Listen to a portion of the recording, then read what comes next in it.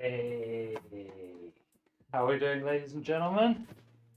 Little evening stream, building some PCs. How's everybody doing today? I can see 7 Max is saying hi in the chat. Good evening to you, sir. How goes your Thursday? I've had a shed load of orders in today, so I'm going to be a very busy boy over the next week. Lots of people going for high end, and lots of people going for Radeon as well. Brian, yes, I actually had 3 of those delivered myself today, so nice. Yeah, very nice PSU. No problems with that. We shouldn't have any problems with that. I don't have any problems with them. That's cool. We're using a deep cool AIO in this build, but not a deep cool PSU. So we've got the LE360V2. I think this is one of the best looking AIOs, and I get these for about 60 quid. Really nice, and when this is installed it looks really, really good, so I'm looking forward to putting that one in. So obviously, if anyone's new, we're doing some PC building today, some of my customers, well, just one. I've already done 2 other builds today off stream, but yeah, so why don't we run through the parts in a second then. I do need to get this done quickly. I don't have a lot of time this evening. I've probably got about an hour, maybe an hour and a half. So we do need to get really motoring with this build. We've got Tanmay in the chat, good to see you. I'm not wearing the incel shirt today, sorry to let you down. But I got a fat pump from the gym, so it's all good. Sorry to hear about the SSD going out of stock, Brian, but to be honest, I think even with the RAM problems, you still would get some really good deals on SSDs for Black Friday, so you might as well wait now. Usually you get stuff at really good prices, so I think you're going to be fine. Cool. All right, so I've unboxed most of the parts. I haven't unboxed the case yet, so we can go through that. So let's change onto the overhead cam, which hopefully will be working. This camera seems to be working straight up, so that's a good start. Yeah, it's a nice 60 FPS as well. It's looking pretty crispy. Oh, look at that. Thermal paste on my hand. All right. So let's, yeah, here we go. Just need to flick this into autofocus mode because it's currently in manual. There we go. Okay, so maybe start from the middle then, shall we? So let's straighten this up. So first is the power supply. Why not? Seeing as we're talking about power supplies, Montech Century G5. I've had this laying around for a little while, but it's just sort of a decent 850 watt gold. I think it's ATX 3.1, so, or at least ATX 3, because it's got the 12 watt high power plug there, so pretty nice for NVIDIA, which is what we're doing today. At the moment, if you're in the UK, there's a really good deal at scan.co.uk for a Montech Century 2 850 watt gold for £75. That's a really good deal. Usually that kind of quality power supply is around £90, so that's quite a good saving if you wanted a gold. Obviously, Brian was on the last stream and picked up a Deepcool PL750D for £38. Ooh, that is a real deal. I love it. Okay, so that's the power supply. I've got the cables down by the side. I didn't really think that'd be very interesting for you guys to look at. What's next? So we've got this RAM. See, RAM being worth its weight in gold at the moment, of course. This is a Bywin kit. If you've not heard of Bywin before, it's kind of a newer brand that I've not heard of before, but they do make the RAM for Acer. So I bought some Acer Predator RAM, and it was actually OEM'd by these guys. So I expect it's probably a decent enough brand. I used one kit yesterday, and it worked great. I bought these probably just as prices were going up. So this is a 32 gig kit of 6000 CL28, I think, and I got it for about £105. So that was quite a good deal actually in the in the current climate. It's nice, got some RGB on it. The heatsinks feel really nice actually, quite thick and substantial. So I don't have any problems there. Oh, it's actually CL30, not CL28. I did have a 28 kit as well. Tammy says, which CPU do you recommend going for a budget AI build? 245k plus motherboard is around 20 SC. Yeah, it depends if you're going to use a dedicated GPU. Because the little NPUs on the Intel stuff aren't really that good when you compare it to proper dedicated graphics. And I'm sure it's helpful for things like Copilot and low-level stuff, but any serious AI work, you're going to need a dedicated graphics card, in which case I don't think it really matters whether you go Intel or AMD. But I think Intel probably is the slightly better choice. I think especially on Black Friday coming up, you're going to have some really cheap deals on Intel stuff, so it may be worth looking out for that. Because from what I know, Intel is not selling well. I spoke to my distributors and they said nobody wants Intel, so I reckon it's going to go down in price. 4070 Ti, nice. Yeah, that'll be decent. 12 gigs of RAM, decent speed, probably a good price. All right, next component is this MSI Spatium SSD. This is a 1 terabyte M470 Pro. It's like a decent drive. It's fairly fast. I think it does 6,000 read, 5,000 write, something like that. It's got HMB on board. It doesn't have DRAM, but for a gaming build, the DRAM is nice, but not necessary. So that's that. We've got motherboard. This is ASRock Phantom Gaming B850M Riptide. This is nice enough. As long as we update the BIOS, I've not got any issues with safety with these. Just make sure if you do have an ASRock board that BIOS is up to date. It's one of the reasons why you should never really be an early adopter. Let those bugs sort themselves out. Obviously, those bugs shouldn't be there in the first place. And if people don't know what we're talking about the burning CPU reports on a couple of units. But with the BIOS update, you're absolutely fine. This is why I never buy stuff when it first comes out. It just doesn't make any sense. So that's that. And then we've got a few other bits. We've got some reverse blade fans, thermal rights here. We've got graphics cards. So this is a 5070 Ti Palette Gaming Pro. I really like the Palette Gaming Pro series. The cooling's really good. It's somewhat slim, and the noise is good as well. I've never had any problems with these. They never fail.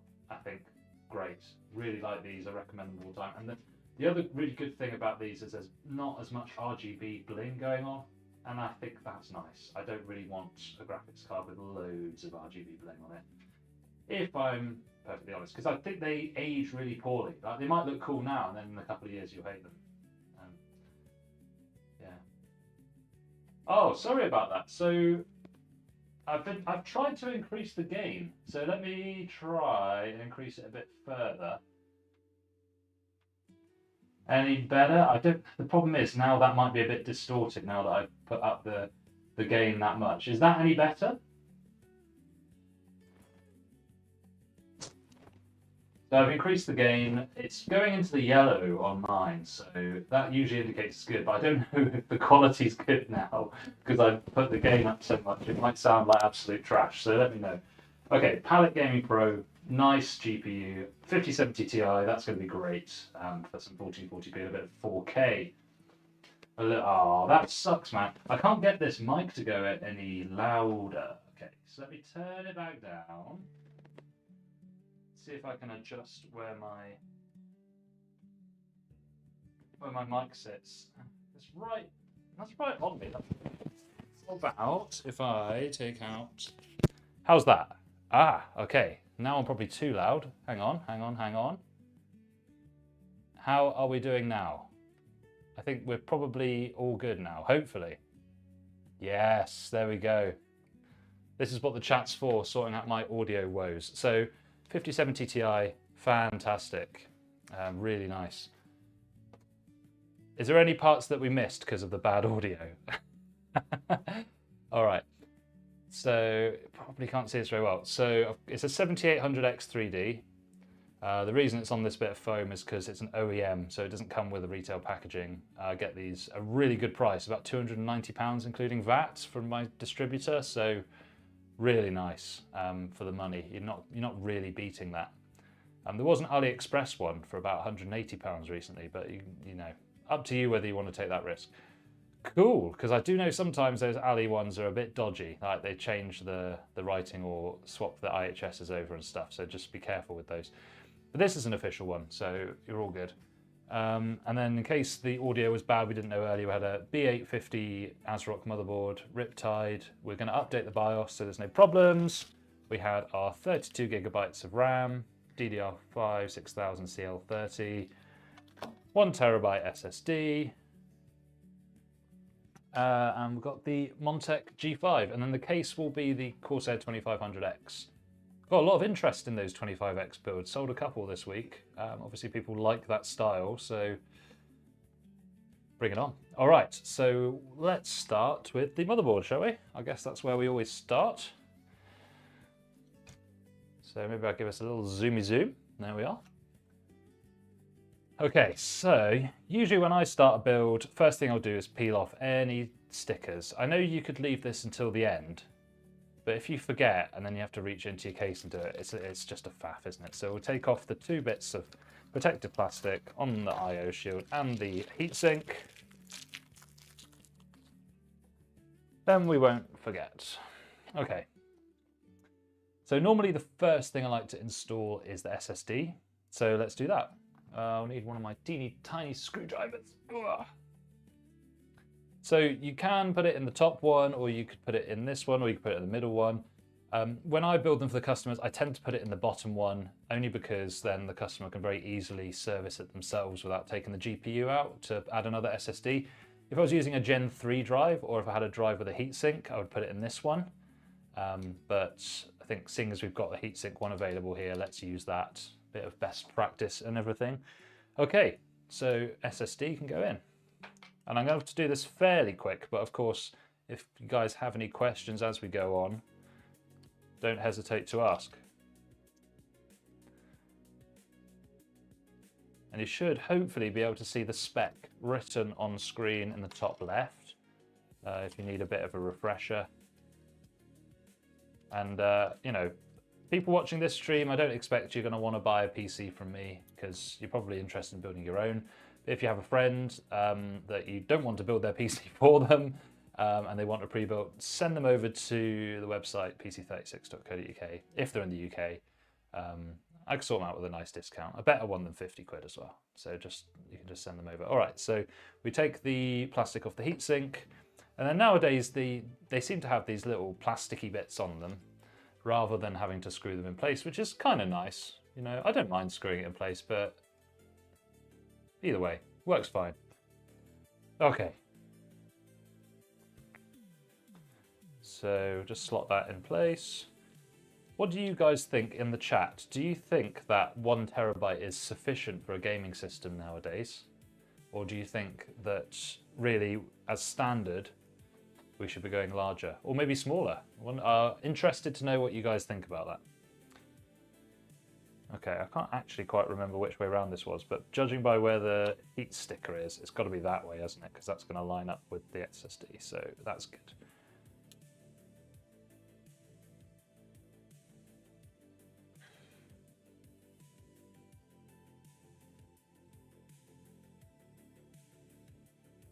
My opinion is that 1 terabyte it's really the minimum now. And I don't sell any PCs that have less than a terabyte. I used to do it to keep the cost, like the sticker price down, but it wasn't worth it because, you know, after a month or so, I'd get people saying, oh, I've run out of space. And then they get annoyed when I have to charge them for the labor to put a new one in. So yeah, I think Brian's right. I think 2 terabytes is the way to go. And they're pretty cheap now. Like it's not like you're paying double the money to go from 1 to 2 terabytes, is it? Okay, so next up will be the RAM. That's pretty easy, so we'll just slap that in. This is quite a nice, substantial RAM. I'm quite impressed. I've not really used Bywin very much before. I'm quite impressed with like it feels really robust, like the quality of it feels really good. So fair play. And at the time, the pricing was good. I mean, now the pricing has gone bananas. So what can you do? Okay, so click, click, top and bottom. There we go. But I suppose the benefit of putting the SSD there is that, you know, customer, if they want to add a new SSD, you know, leave everything in place. You can just take out that top heatsink and go for it. So no worries at all. Should we just have a look underneath? No, that's not actually. Let's not complicate things. Okay, fine. CPU is going to go in next. So I'll just lower that retention arm and then drop it. Open it up. Perhaps, tell you what, why don't I flip that round? because you're looking at it upside down, which works for me, but it's difficult. It won't let me flip it. Well, can I flip it from here? That's one flip. Vertical. Hey, there we go. That looks weird to me, but probably better for you guys. All right, so SSD's in, RAM is in, now just for CPU. And in the chat, what do you guys think about the difference between having the CPU have the pins or the motherboard having the pins? So, you know, all of them now have the pins on the motherboard, but obviously on AM4 we used to have it such that the pins were on the CPU. I wonder what you guys think, what you guys might prefer out of those two options. Pins on board or pins on CPU. Cool. Right, so now we're going to need to put the liquid cooler on. So we'll shift that over to the side. Never throw these covers away. They seem innocuous, but if you need to ever return your motherboard for any reason, RMAs and things, you definitely want to make sure that you've got this. So put it somewhere safe. Just chuck it back in the motherboard box. That's usually what I do. All right, so next we need to get the cooler out. I haven't unboxed this yet, so let's do that now.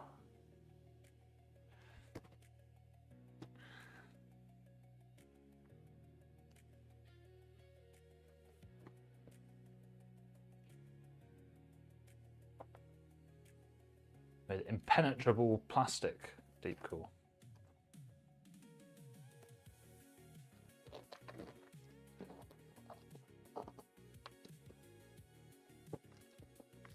Ugh.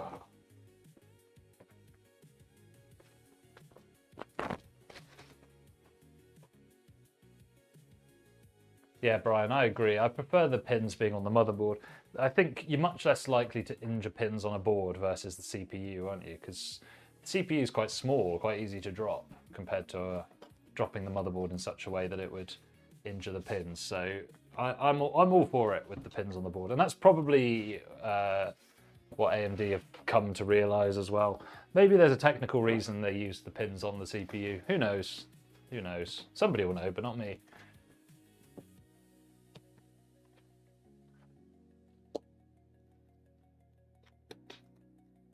Ugh.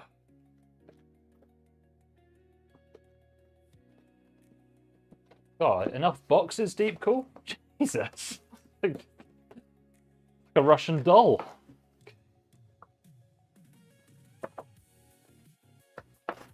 I do like they're trying to reduce the amount of foam that they use. They're not as good as Corsair with their renewable materials, but it's still nice. Nice that the thought is there. Actually, no, there's loads of foam in there. Deep cool, you need to sort out your packaging, guys, because this kind of foam does my head in. Like, the fact that it's going to go in a landfill and live there for 1 million years after this I really don't like it. Corsair are really good with their packaging now. They've basically done away with as much foam as they can. I think the power supplies now don't have any foam in them, so that's a big win for them. Something that's underappreciated, but not by me. I like it. Okay. So we'll just nude the unit. God, there's always so much unnecessary foam in here. Oh, right. Undo the twist ties.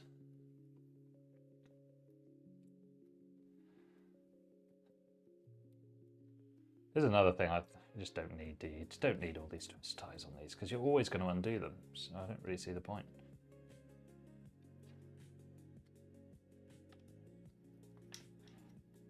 Oh, real rant today.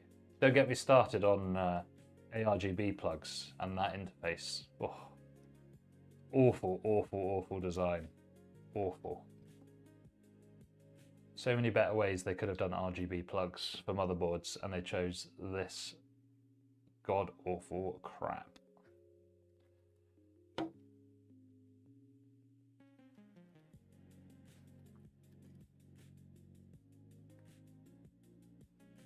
So this cooler actually has bucks the trend a little bit because it's got silk screened paste on it. like nowadays they don't tend to do that. They tend to just give you a little tube instead. So does that really matter? Probably not.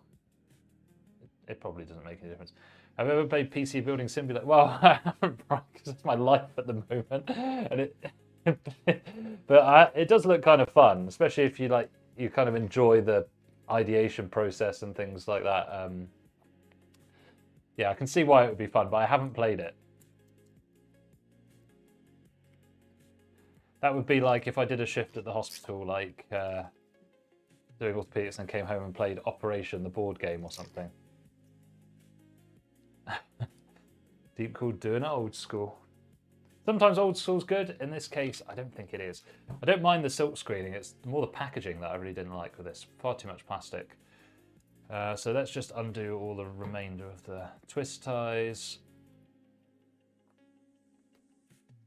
And then we can put the brackets on that we need.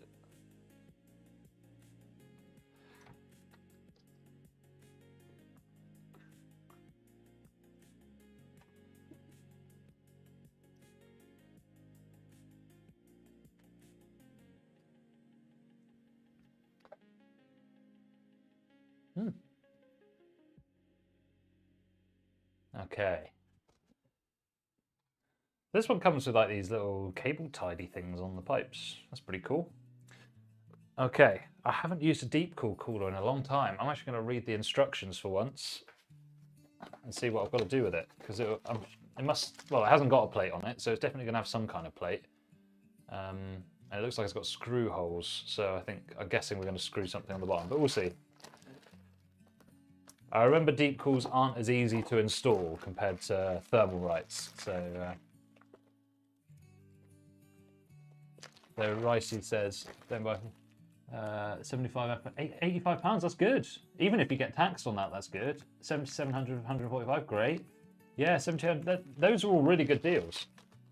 There's only it's the tax I can't use it, and it's also the fact that I don't actually know if they're new CPUs or not. They might say that they are, but it's difficult to prove that. And then if I've got to warranty it, it's difficult. But if you're just like a casual user, definitely. But you should definitely confirm that it is that CPU. So plug it in, go into hardware info, and make sure it's definitely the right CPU, because it has been known that they take the IHS off a dead 7800X3D and just slap it on something cheaper. So just be careful. Your 7500F will be fine, I'm sure. But yeah. And the X3D power, yeah. Oh, dude, yeah. B650 gaming plus Wi-Fi, nice board, perfect. That's going to be great. Yeah, I saw the same deal, Ricey, actually, and I told a couple of my mates to buy it, but I didn't. Because it's a business thing, isn't it? That's the only reason. But for you guys, definitely get it. You know, those are really good prices.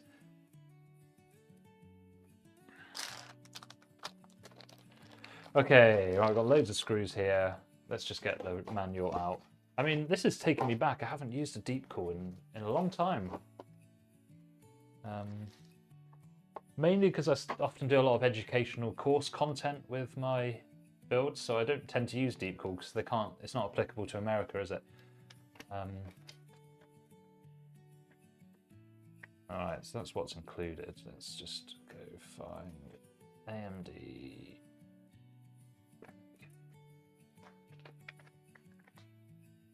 Okay, so it says to take out the existing mounting hardware. Probably could have guessed that. So let's do that.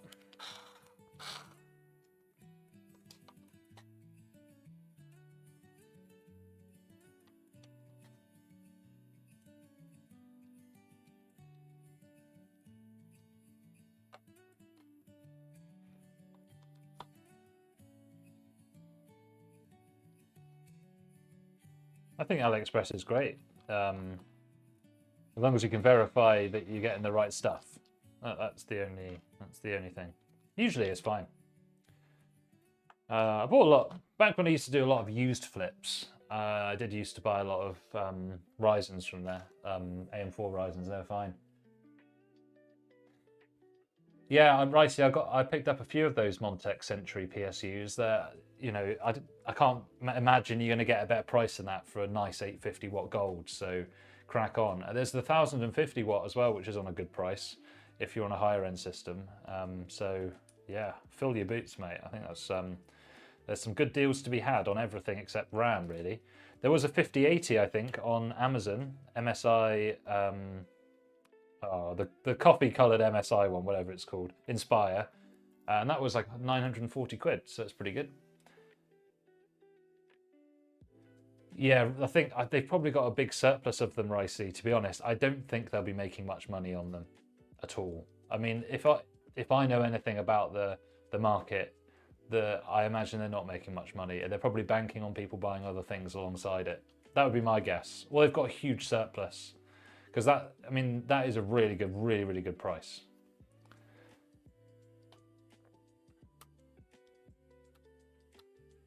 Yeah, so the 5060 Inspire at that price is a good call.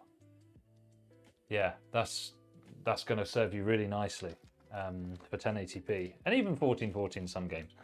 All right, so taking out the hardware. So next we need to put in the spacers. I think Montec are well known and trusted. I mean, I think of a Century 2 the same as an RM. I think that the RM is the top standard, but not because it's a better unit. It's just because Corsair have been around for longer, and their warranty is really good. In fairness, they've probably got the best PSU warranty that I know of, anyway.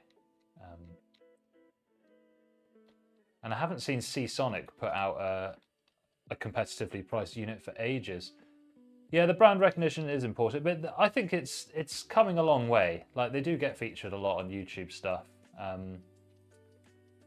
So yeah, I know what you mean though. They don't have the prestige that you get from a Corsair or MSI, do they? Cool, so the spacers are on. The most annoying thing about the deep coolers is putting on the plate onto the pump head. Okay, so we need the correct bracket. Yeah, I think Seasonic, Seasonic used to do a few budget ranges, but they just don't anymore. I like them. I think they're really well regarded in terms of their quality, but they're not competitive in the market. I can't imagine they're doing very well. Maybe they're good in the servant market or something, I don't know. Okay, so it's not that one, is it? It must be these ones. Okay.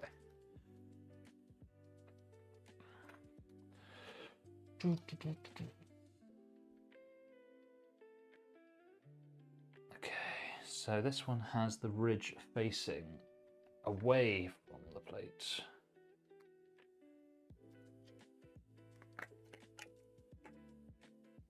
Yeah, that makes sense because it's countersunk. Okay, cool. So I just need the screws.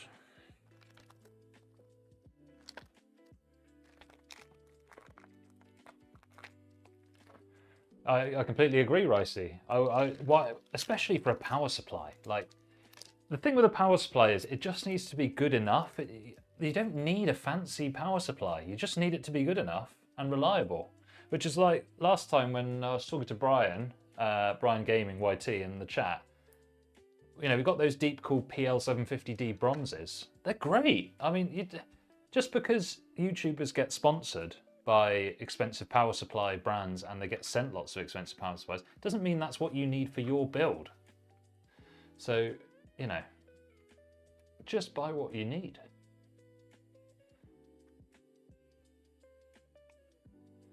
Yeah, exactly, Ricey. I bought 3 of those because that's cheaper than my distributors. So usually I get those PL750Ds at about £45, including VAT.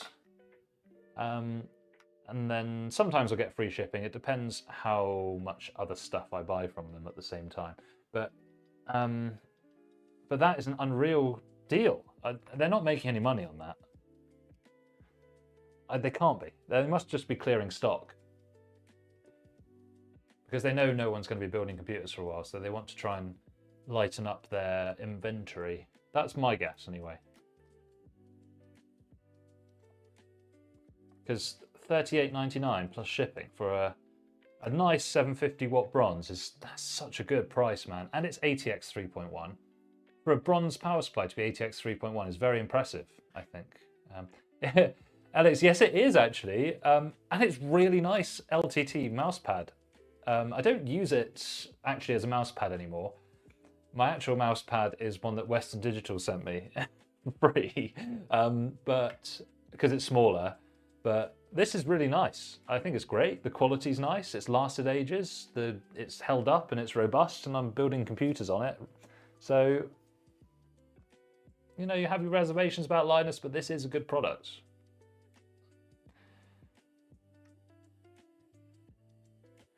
I'm not buying a screwdriver though. Jesus, that is a rip-off. I'm not buying hoodies or water bottles either.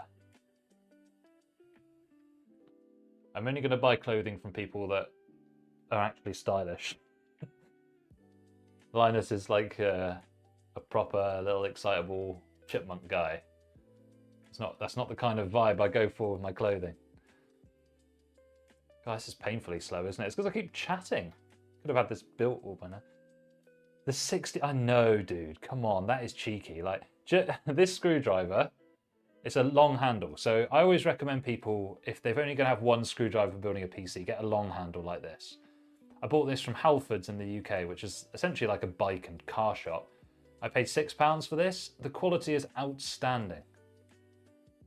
Very strong construction, easy to use, good ergonomics. Why would I need anything more than this? Crazy. Okay, so that's done. So next in the instructions is to put it on. And then the mounting hole for AM5 is the same as AM4. It's inside the crook there. Okay. Yeah, exactly.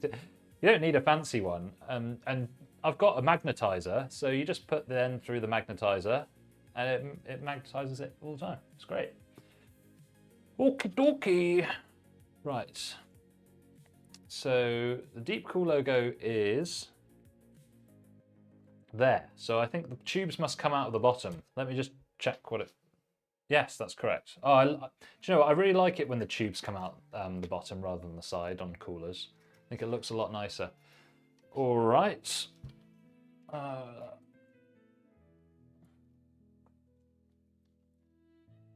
Let's center that a bit so we can zoom in.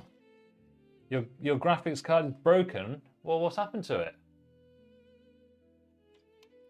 And are you sure it's the graphics card? I've lost count of how many times people said my graphics card's broken and it turns out to be something completely different. Right. So I have to look at that again. So which hole is it? So it's the one that's closest to the exterior, I think.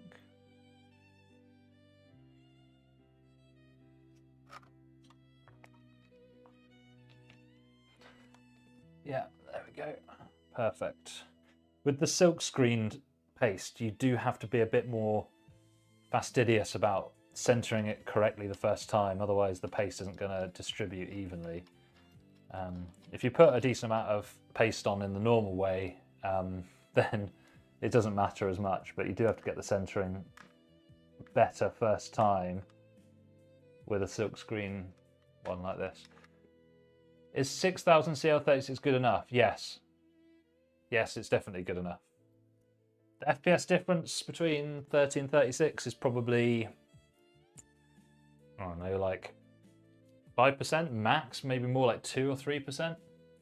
Yeah, 36 is fine. And I think most 36 kits, if you really wanted to, you could overclock them to 30 or tweak them to 30 without issue.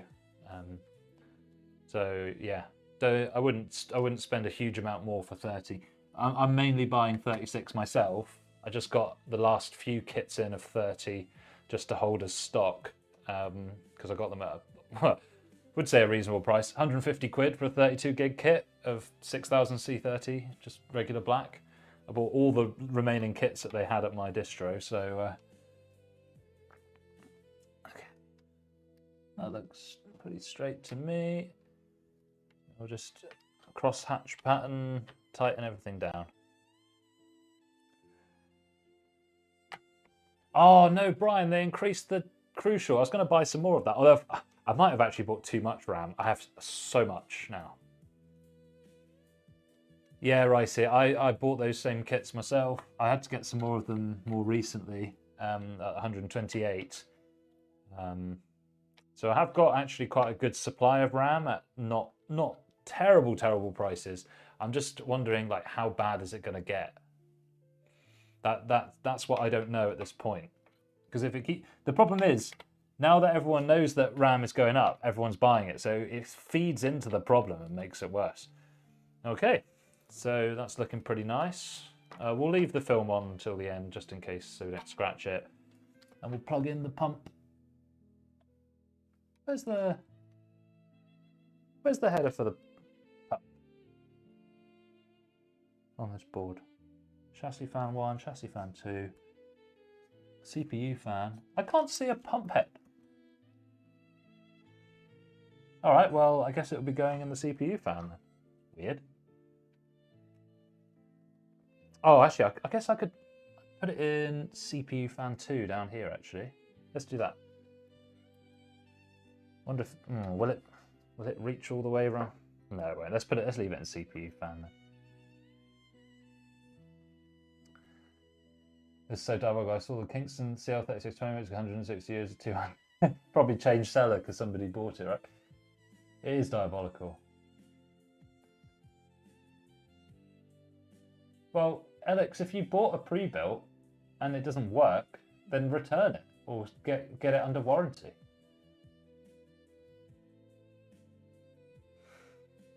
It's bad, man. Every time my customers, like, I get inquiries quite a lot at the moment, and I say, I'm not trying to be a sleazy salesman here. I'm saying you need to buy your PC now because I've only got 12 RAM kits left at a reasonable price. Once those are gone, then the price of the build is going to go up like 100 quid. So yeah. Oh, it is annoying, Alex. I get it, mate. I get it. Well, listen, if you're in the UK, you should buy a PC from pc36.co.uk instead. Then you know it's going to get built to a good standard. Little subtle plug. If you're in the UK, I don't know. Okay. And then we've got RGB cable. We can plug that in now as well. Right, who else hates the ARGB plug? Like, who designed this piece of crap? It's terrible. Well, the thing is, Servant Max, like, it makes me sound like a sleazy sales guy, but it's true. Like, I'm actually trying to do them a favour and say, if you buy it now, you're probably going to be 100 quid better off. So, you know, you look like a bad guy, but you're actually being a good guy. All right, let's plug this in now. And I quite like that the RGB plugs are daisy chained here as well. That does help with fixing everything up. Well, Alex, tell me what your budget is, and I'll tell you what I've got. Because I've got a couple of really good deals. Like, actually, I'm making a loss on a couple of them, so let me know.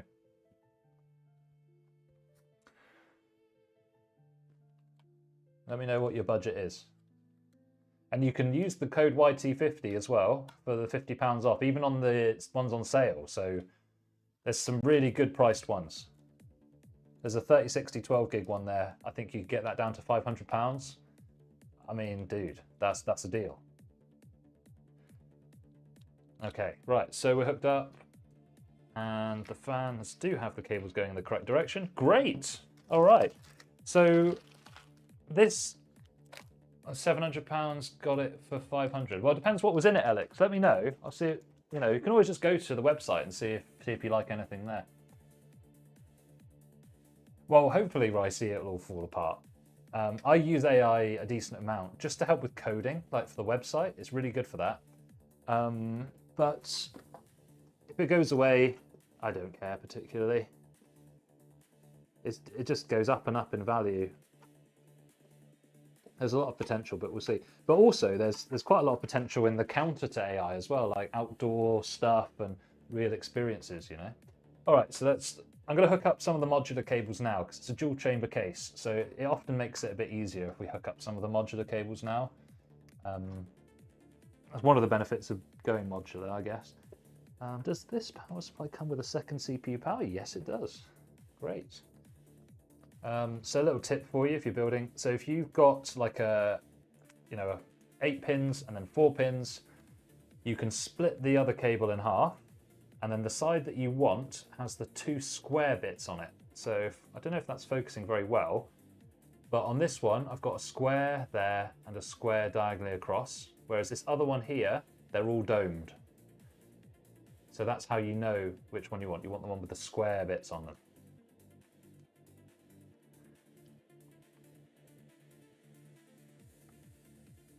Yeah, I think Ricey is good.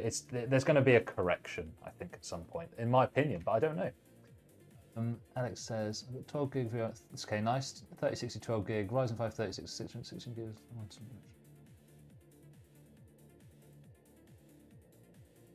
Okay, yeah, that's nice. I mean, what I've got is fairly similar to that. You might actually have a better... I'll have a look now for you. Let me find out. It doesn't have a fancy cooler, it's just got the stock cooler. Let me see. But it will hit your price point, so let me have a look. Okay, so yeah, so I've got 3060 12 gig. Oh, it's with the Ryzen 5 3600, 16 gigs of RAM and a terabyte SSD. But it does have the stock cooler, that's the only difference. If you want me to add a tower cooler, I'll do it for like 20 quid. Or a liquid cooler for like 55. So let me know. It's 549 on the website. You can get that down to 499 with the code YT50. And that could be in your hands in a few days. So let me know. Or just order it. Is there any actual difference between ATX 3 and 3.1 apart from the cable name? I don't think so. Well, not any tangible benefits anyway. Yeah. It doesn't particularly matter. The ATX 3, the benefit is that it can handle transients up to twice the rated wattage. So that's why that PL750D is such a good deal at 40 quid. Because it's a 750 watt, but if you get spikes up to 1500 watts, it will be able to hold that. So that's why it's so rare in those budget ones to have the ATX 3.1 standard. Okay, right.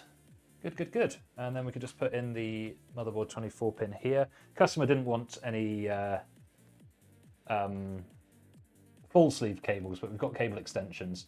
I don't bother with extensions for the CPU plugs. Yeah, the 3600 is good. It's still solid. It's fallen behind the times a little bit, but what are you going to do? So actually, I've been an idiot because I need to put the extension in here, don't I? Come on. So let's put the extension in instead. Forgot about this. I think extensions are the way to go rather than paying cable mod to give you the full cable. Not really any need, is there?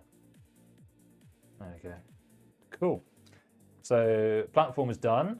So next we'll just need to chuck this into the case. We'll probably put the fans in the case first and then put the motherboard down inside. So easy peasy.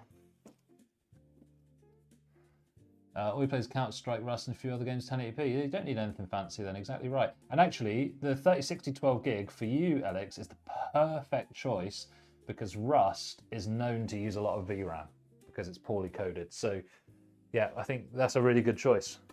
If you don't get it fixed or don't get, or if you get your money back, that one I've got on the site, it's called the Fighter.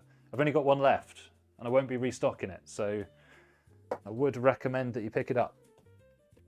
I am off camera, but I'm just unboxing the case. There's not enough space on the desk for me to do it without knocking my camera gear over.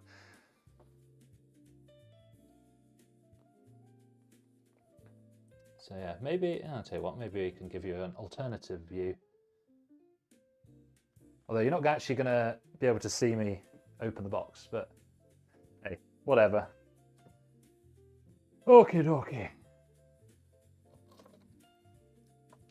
Have any of you guys seen the 2500X case before? Pretty nice. It's not for me, it's too wide for me, but it does look cool. So I see why it's popular. I would never use it myself, just because it's too big. I'm more of a medium form factor kind of guy nowadays. I think like Lian Li A3 or Deepcool CH260. And whilst I'm opening this box, I'm going to plug the channel. If you're new to the chat and you're enjoying what you're seeing and hearing so far, then please like the stream and subscribe to the channel. It would be really nice to get 11 subs tonight, because that would be a little milestone. I'd be really, really keen if I can get to 5k subscribers by the end of the year. I'm pretty close. I want to try some COD games. Storage, yeah, fair play. Yeah, COD is about 200 gig now, isn't it? It's kind of mental. But if you want to play it, you can play it. Okay, nearly got it done. Nearly got it done.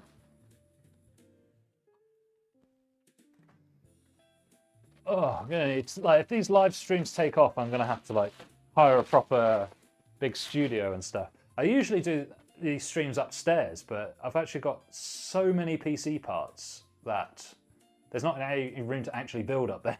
So I'm downstairs. Funny. I've got a massive mountain, like a big wall of cases. And then I've got loads of power supplies, loads of SSDs, and a decent amount of RAM actually. So yeah.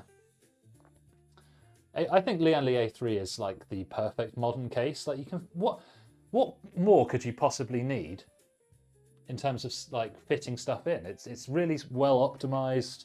One of my favorite cases this year. I don't even know when it came out, but it's one of the favorites I've seen myself this year. So I think it's a great buy, and it's well priced. Ooh, okay. So we'll need to zoom out a bit.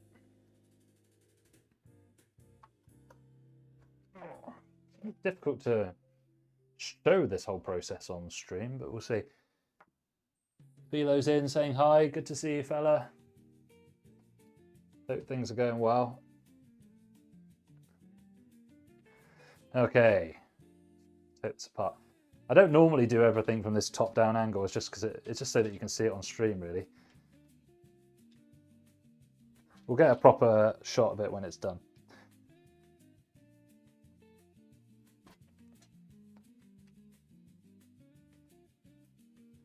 Oh, it's stiff.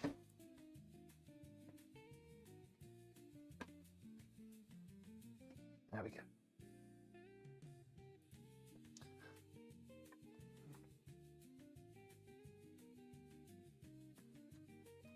Cool. So it's basically like a micro ATX, but you know, fish tank style. So that's the whole point of this one.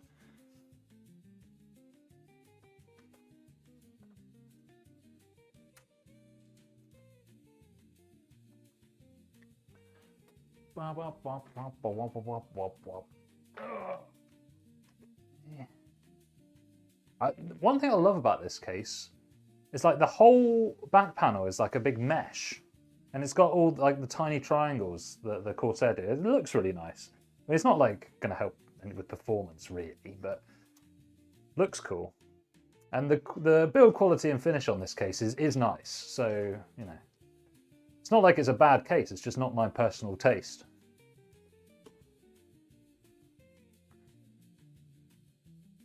Go on, Alex. Tell me about your trauma.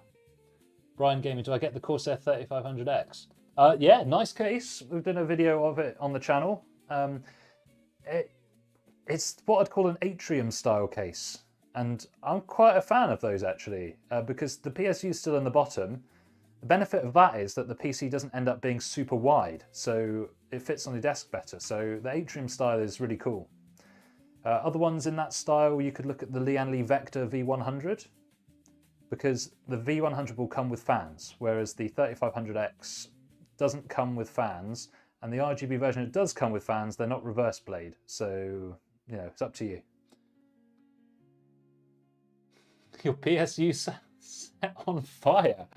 What, were you using an AeroCool integrator PSU by any chance? Because, you know, I'm quite lax with PSUs to a certain degree, but if it's a brand I've never heard of, or if it's an AeroCool power supply or a CIT power supply, I would not use it. I always stick to like ones that I know. So for me, like a good cheap power supply, Deepcool PF500, it's not even bronze rated, it's just regular 80+. But it's well built and it'll do the job for you. So, you know. No, aerial cool's not the worst, but they're not good either.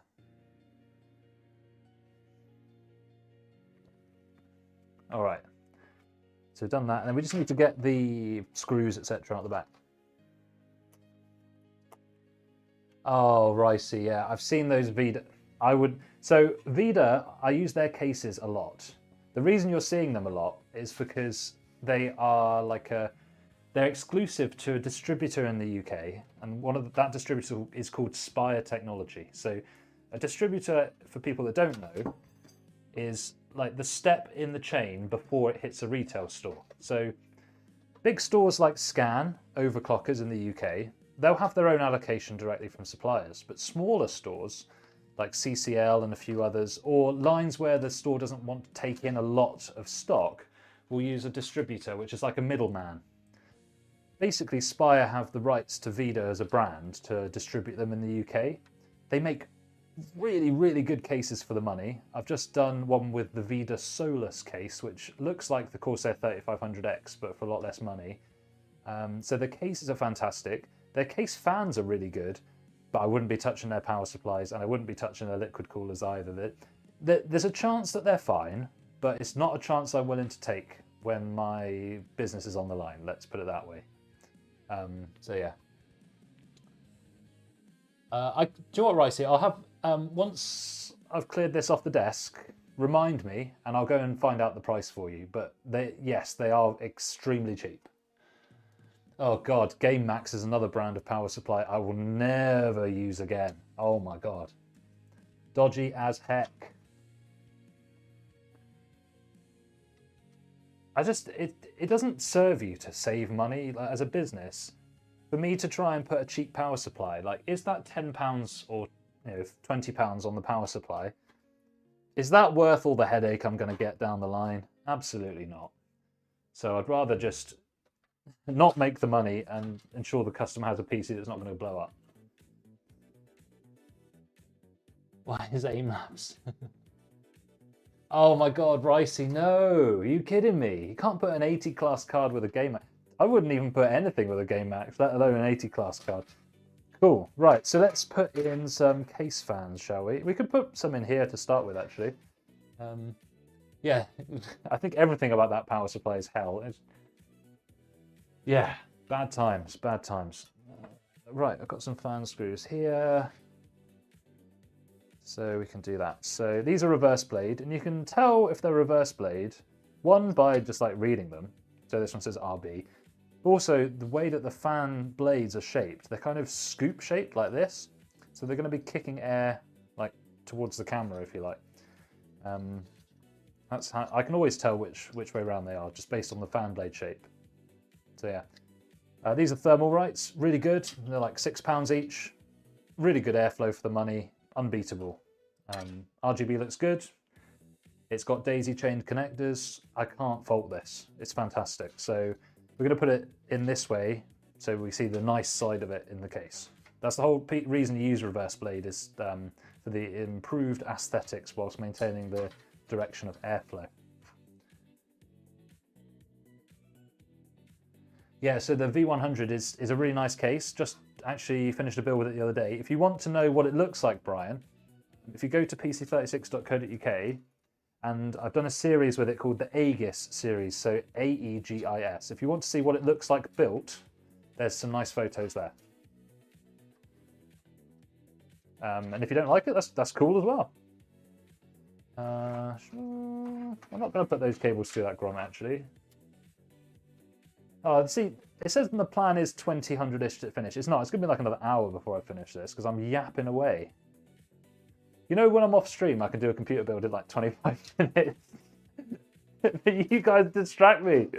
Okay. In the nicest possible way. I don't mind. Cool, so we'll place that there.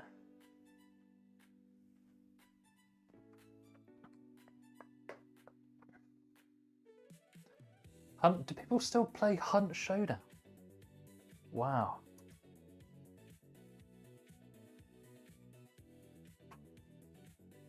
I thought that game got killed off by Arc Raiders.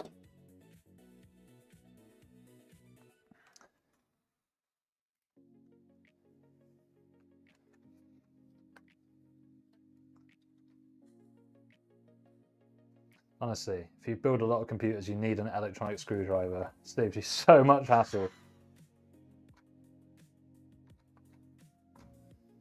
Saves your wrists big time. I mean, I saw Shroud playing Hunt Showdown, and he seemed to really like it. I think even the doc liked it. Okay, next fan. So we could feed that through the bottom, couldn't we?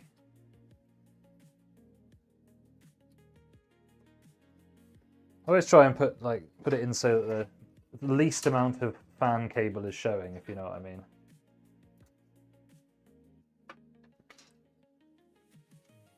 Just a bit of a perfectionist thing in me.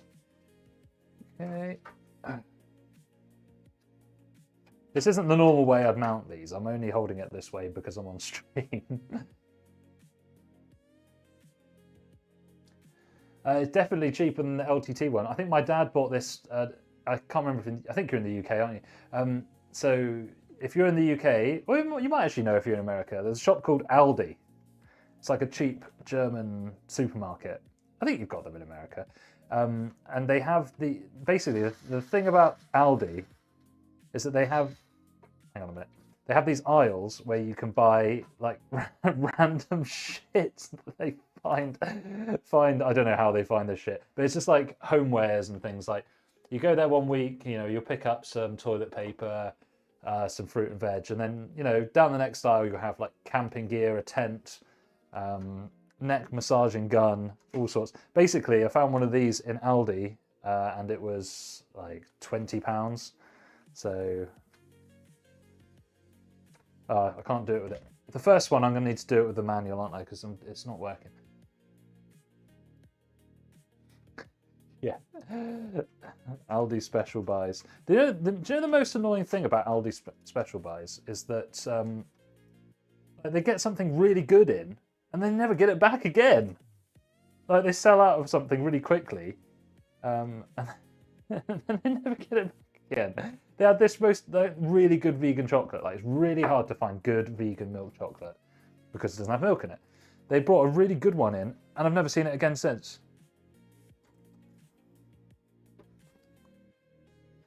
And they used to make these fries called hash brown fries. I don't know if Americans know about hash browns, but it's like fried onion and potato. But this was like in the shape of chips. Dude, they were so nice. I can't find them again. I've found them once and then they were gone. This episode of Computer Surgeon brought to you by Aldi. Do you know what? I wish Aldi would sponsor the channel. It'd be hilarious. I'd love it. You despise hash browns? Oh, what is wrong with you? Unbelievable. How could you say such a thing? All right, and then again, this isn't the normal way I would mount the fans. Well, it is the normal way I'd put them in, but I would normally do it with the case just the normal way up. But for the benefit of the stream, you'll be able to see it. So all three of these are reverse blade because we've not got any fans along the bottom. So to balance the airflow, I'm going to have rear intake and side intake. But if the customer asked for fans on the very bottom, I'd probably have this one as exhaust. It's probably better, but it's not. It's all much of a muchness, really. I can't believe you despise hash browns. Hate the Queen too. I shouldn't say I hate the King too.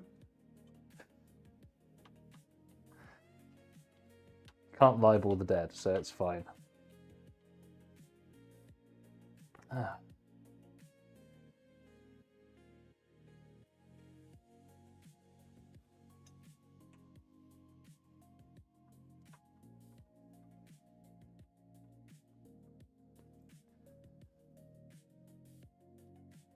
So let me tell you, when I ate outside my seat for the first time, they didn't have the best spice. What's the best spice of all time? Nando's peri peri. I think you can get that anywhere, mate. Is it garam masala? You can get that anywhere as well. The best spice of all time. What are you talking about? Chip spice. What's that? I've never heard of that. That must be a northern thing. I bet it's either a Midlands or a northern thing. Oh, I'm an idiot. I'm gonna have to undo this fan. It's because all this talk about like sponsorships by Aldi, and I'm not concentrating.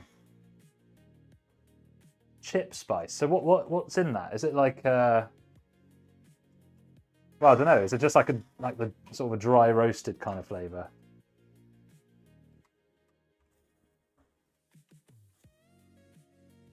And where's everybody tuning in from, by the way? Let us know. Right, I'm just turning this around because I've put it the wrong way. I need to put it so that the cable comes out the top like that. Okay. I'm not from the big Kingston upon Hull, the second best Kingston in the country, and that's not even a hard competition. I didn't know there was a Kingston up north.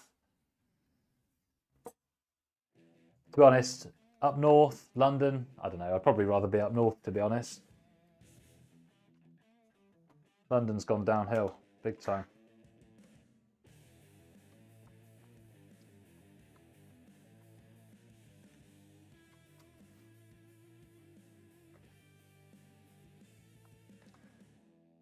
Bedfordshire.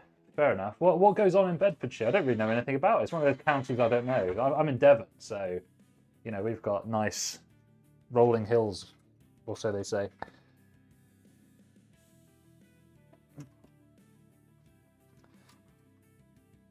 Okay, cool. So now I think we're ready for the motherboard to go in. So fans are in, cables are through.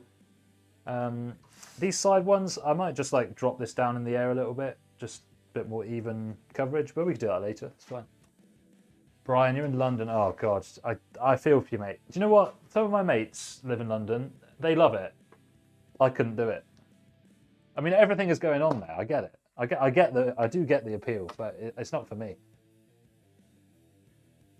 It's one of the counties nobody cares about. To be honest, I don't think any of the counties are particularly cared about, are they? Especially with the state of the UK at the moment.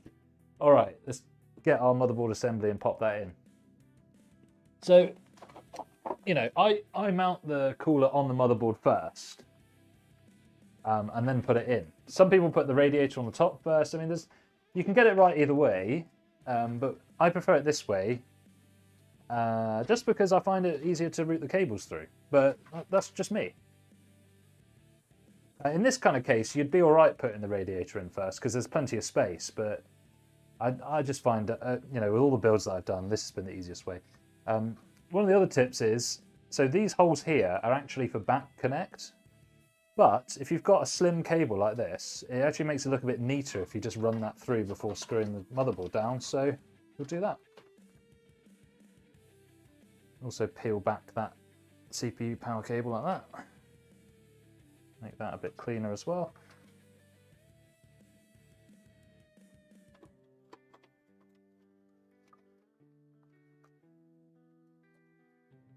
Salt, paprika, garlic powder, onion powder, and sugar. Alex, mate, that sounds absolutely banging. Can you buy chip spice in the shop? I'm gonna have to go to a big Tesco, aren't I? Because that's probably the only place I'm gonna buy that kind of stuff. That sounds really good, man. String cheese power cable, yeah. People don't know that you can do that, but it's fine. They're just like lightly glued together. It's totally fine to do that. You can do it with the front panel plugs as well. It's on Amazon for £5. Alex, is it worth it? You be honest, because I will buy it. I promise I'll buy it because it sounds banging. Okay, so that cable can just sneak in there. This one, what are we going to do with this one? Let's sneak it under there, like that. And the slack can go in there. Best one is the original American chip spice. All right then. Well, I'm going to have to get it. Do you think the HMRC, who's our tax authority in the UK, do you think they'll get annoyed if I try and claim chip spice as a business expense? Okay. So all the standoffs line up perfectly, I think. Have a look. Yes, they do. Great. Should have checked that first, but I got lucky. Great. So just secure this in place here. So, I mean, for me, I can see how this has been a lot easier now. Like putting the cables through now and then screwing it down and then putting the radiator on top. I just think that's easier. But there's no right or wrong. As long as the job gets done, it gets done.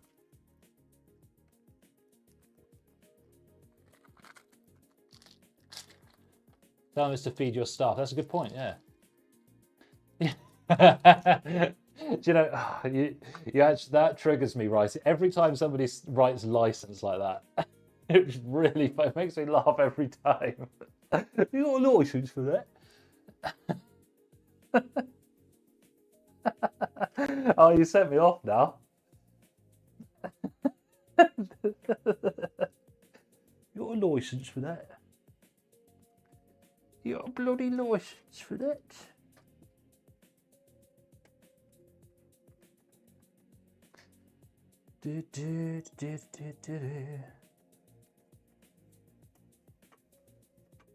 I tend to do the motherboard screws with a manual screwdriver, just because if you sort of cross thread a standoff, it's an absolute nightmare to get it out again. You have to get some pliers and all sorts. So I think it's much easier to do it manually. At least then, if you're cross threading, you'll get the feedback through the screwdriver.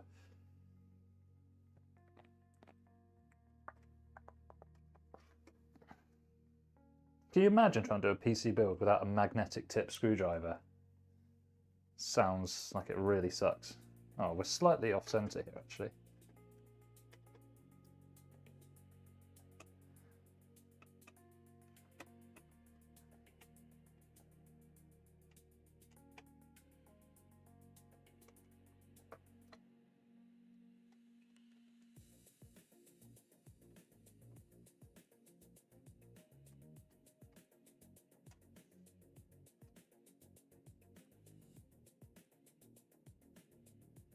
Okay, dokie, we're getting there.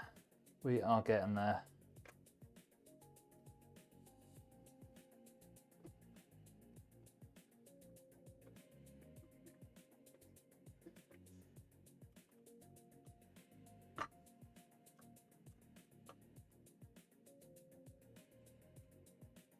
Annoyingly, the bottom center standoff is like blocked by the M2 heatsink. That is awful design by ASRock, isn't it? Look, you can't even screw in all the screws for the motherboard. And it's not, I can't leave that one because it's just half the job then, isn't it? So now I'm going to have to take the heatsink off. I do like the heatsink design though, it's cool.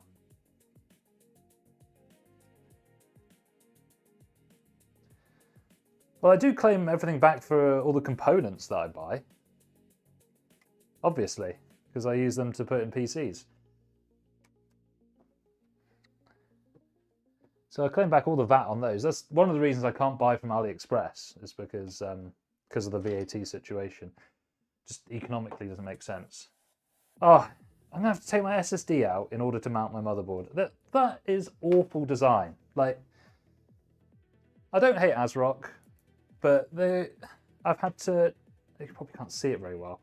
So this standoff hole here, I've had to take out my SSD to access it. That sucks. It's like 2 minutes, but it's just one of those things that, did they actually try this motherboard out? And did nobody go, hang on a minute, Gov?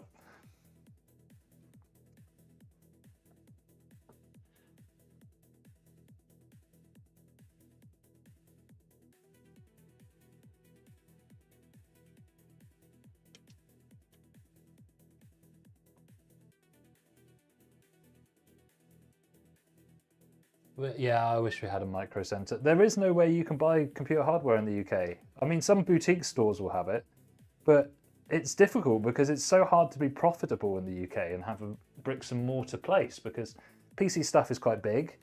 And business rates are so expensive. Like lots of people don't even know what business rates are. Like you have to pay on top of whatever rent you pay. You have to pay the local authority, like the council, like loads of money just to have a business in a certain area. It's crazy. I've dropped the M2 SSD screw. ASRock, you are doing my head in. Where is it gone? Oh. I dropped the little silver screw that fixes the heatsink cover in place.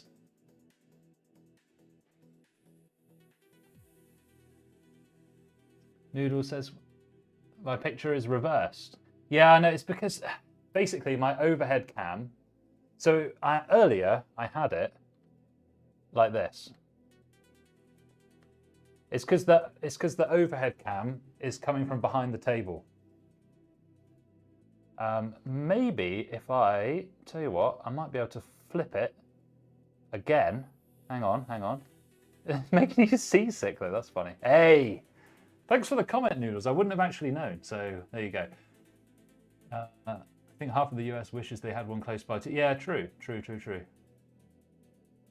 No, that's the thing, Ricey, because Amazon now, like, it's so easy to abuse their return stuff that people use it as like a testing out ground. And that, for any other business, that's just not viable. And then people will kick off. So Amazon have like messed everyone up, basically.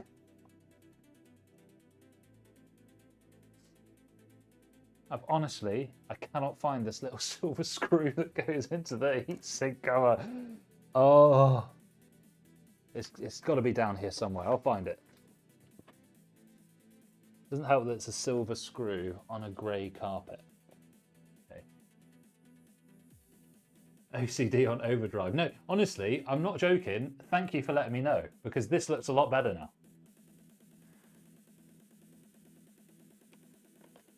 Oh, I found it. Oh. Okay. Oh, I just nearly dropped it again then. Right.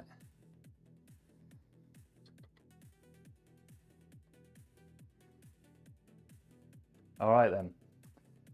So, one of the other reasons why it's quite nice to put your pump head on before the radiator is that you can sort of just pick it up like this.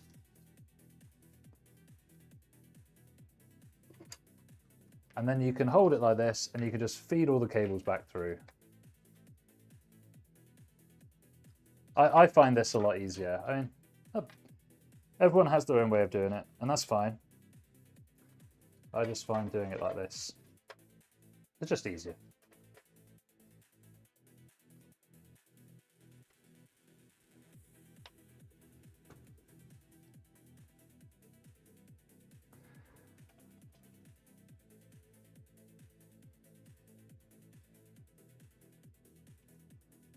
These are going to be daisy chained anyway, so we put them all in that one.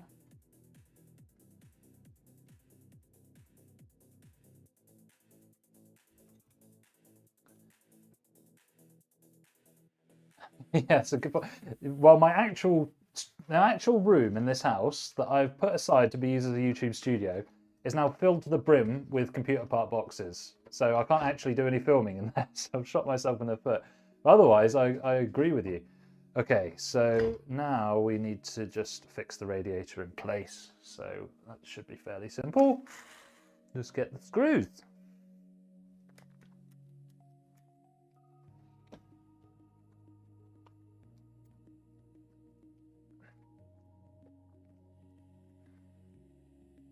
There's no right or wrong. You could put the radiator in first if you want. I just find like getting the motherboard in and everything, like you get a bit more room if you put the radiator in last, but different strokes for different folks, as they say. What do you guys think of companies including these screw organizer boxes? I think this is fantastic.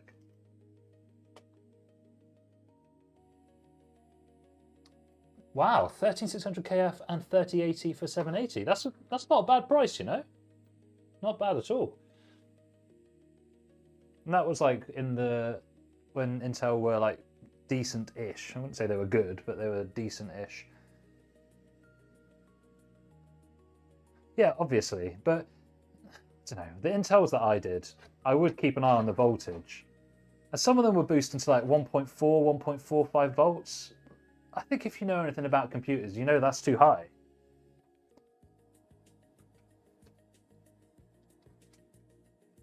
So just lock it down. Especially on Intel, like just lock it down to all core. The AMD is not, you know, you don't need to do that on AMD. You can just leave it on PBO or whatever, and then set a TJ Max. But for Intel, yeah, you could just lock those cores down. Be all good. Okay, I'm gonna go around the back and finish the rest of these screws quickly.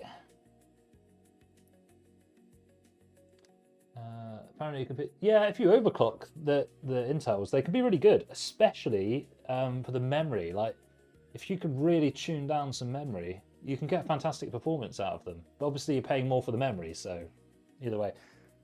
But because you can flex the DDR4 or DDR5, you know, you can either go for like this mega high speeds, or you can get like a Samsung B-die kit on DDR4 and get some really good tight timings. So lots of ways to play.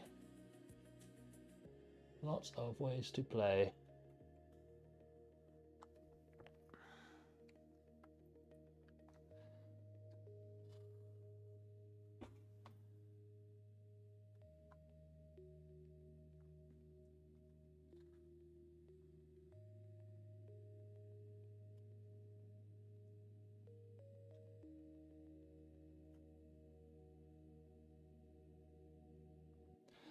Bam, bam, bam. Oh, putting in motherboard and liquid cooler radiator screws is a real boring affair, isn't it? So many of them. I mean, you don't have to put them all in, but it looks like half a job if you don't.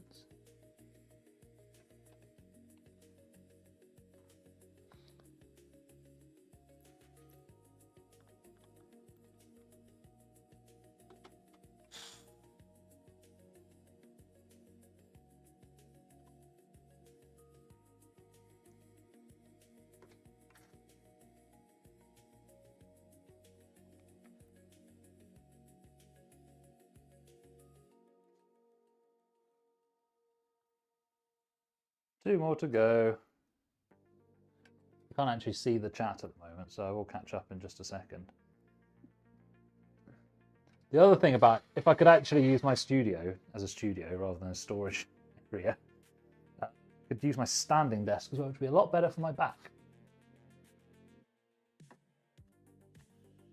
Okay. Right, the radiator is now secured.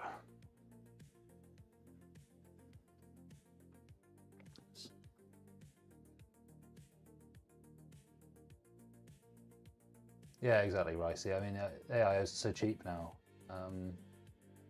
Yeah, it's fine. Are they not producing the Century anymore? I don't know. I mean, they're very cheap here in the UK, so they could be winding them down. I don't know. Big up CEX. Well, CEX is all right, yeah. Oh, all right. Okay, so actually shaping up quite nicely now. That. So let's pop this cable through the grommet.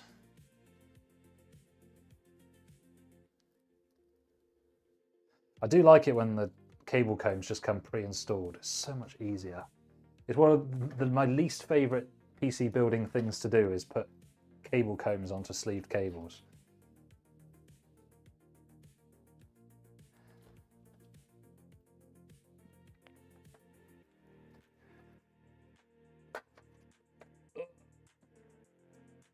Ah, so do I go below or do I go above? Above, below, below, above. I think that one will do nicely. Okay.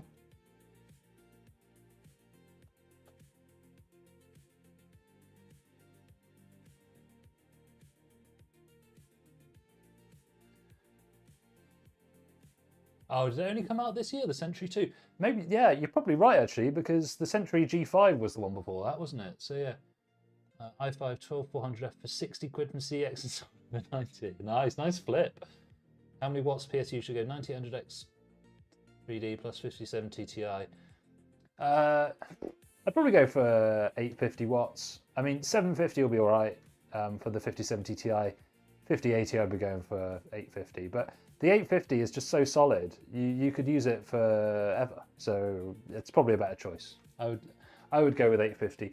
If you're somebody that's going to go, if you're thinking of somebody that's going to upgrade to a 5090, or if, I don't know, we don't know what the power draw of new things is, so, you know, if you can get 1000 watt for like $15–20 more, it might be worth it. But if it's more than that, then just stick with the 850. You'll be all right. Because on, you know, if you had an Intel system, I'd probably say get 1000 watts because of the power draw. But the Ryzen 9800X 2D is not going to pull more than 140 watts, so you're fine. Ooh, so let's now do some other cables. So we're going to need all the little cables for the bottom, aren't we? So let's flip that over, pop those through.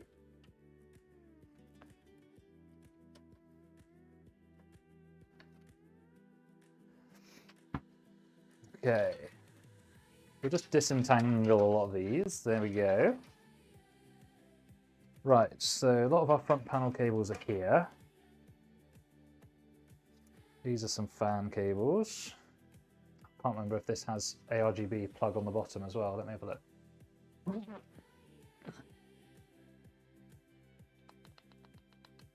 It does, perfect.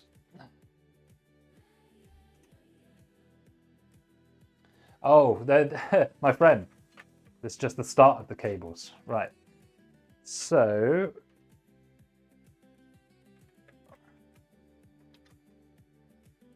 it does help if you can sort of do it in layers almost. So like, first layer will be fan plugs, and then the next will be power plugs, etc. Just keeps you a bit organized. Cool. So I could feed those to the bottom. That'll be all right somewhere in there.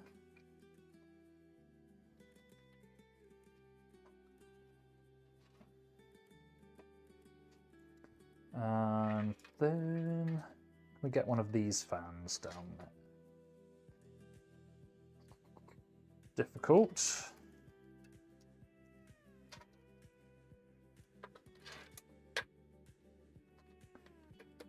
Pop that one outside there for a minute. So we've got an RGB pigtail there, we could use that.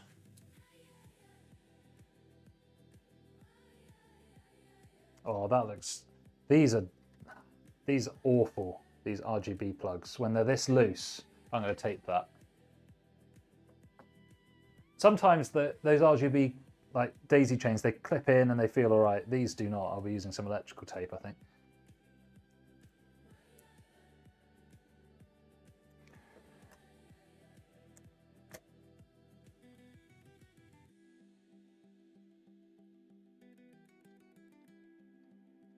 It's like a little trick for 5-volt RGB cables. If they feel a bit loose, just a bit of electrical tape on them like that, it's fine. Okay, so that one's going through there. We can just do all of our ARGB plugs from the top lot to start with.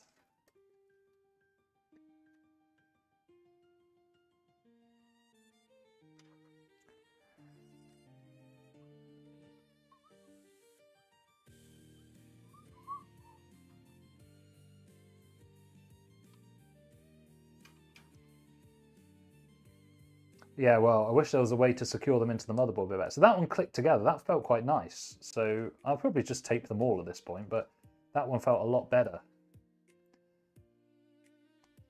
It sort of clicked together a bit nicer.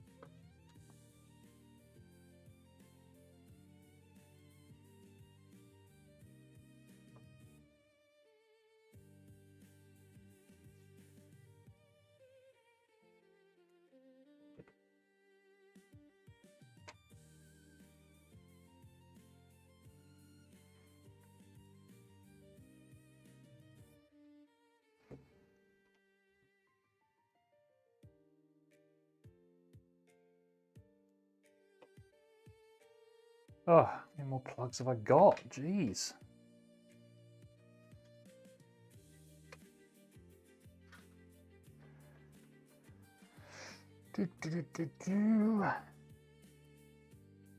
Welcome to the computer taping show.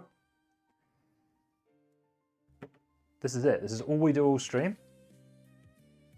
We just tape together terribly designed RGB cables.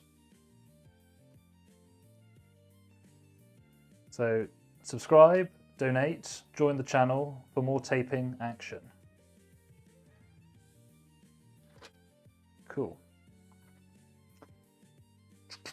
So what are we doing with our fans here? Look, hang on a minute. Has that got another piece on? Where is that fan coming from? Oh, it's the last one in the chain. That's why. Okay, fine. Right, let's get this one back then. So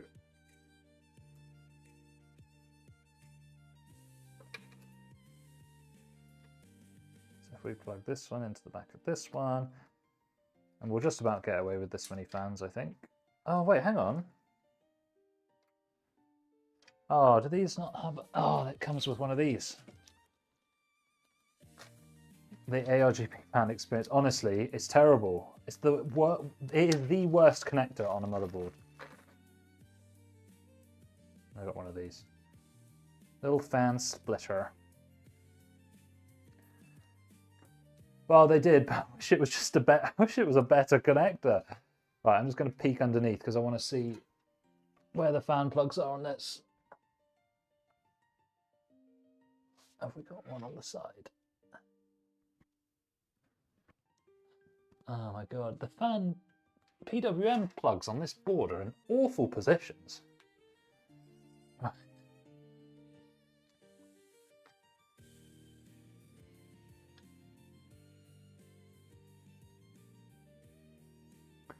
I'm hoping there's more than one on the bottom, because I don't want to overload the header.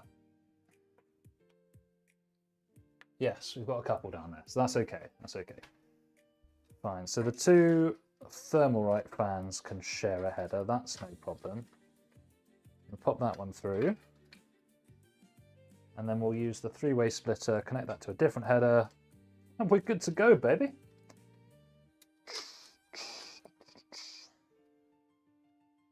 One,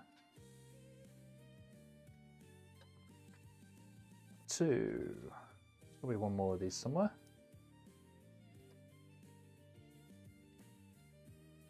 There it is.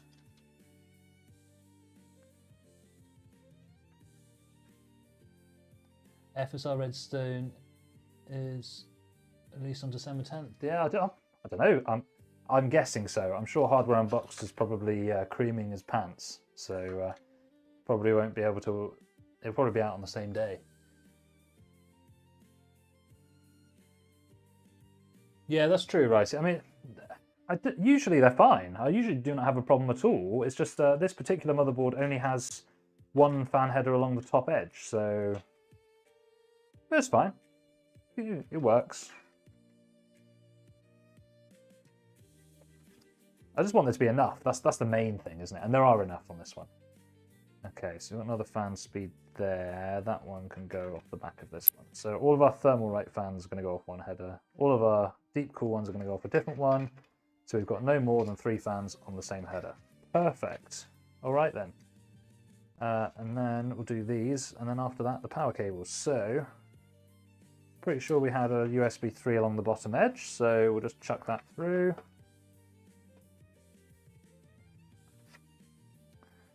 This is USB-C, that is on the side, so we'll just pop that through there.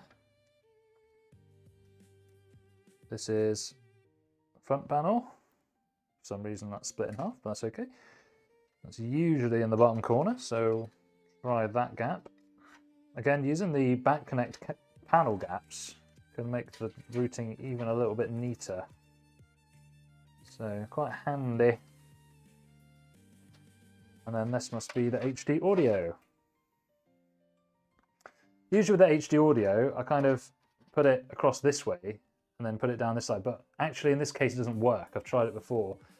the power supply goes in the side here, and it makes it too thick for it to fit. So we won't do that. I'll just tuck that through there. And we can hook all these up. Happy days.